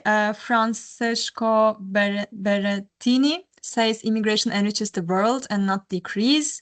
Professor Economade says integration is a two-way traffic. We should be open to learning from each other, migrants and host communities. Professor Paul says Algarve can be a leading example of integration on the opposite of what's happening elsewhere. And that's all. Yeah, I'm going to close the session also here. And if you would like to add something, you're more than welcome. Thank you so much, Linda. Thank you so much. Thank you. Thank you.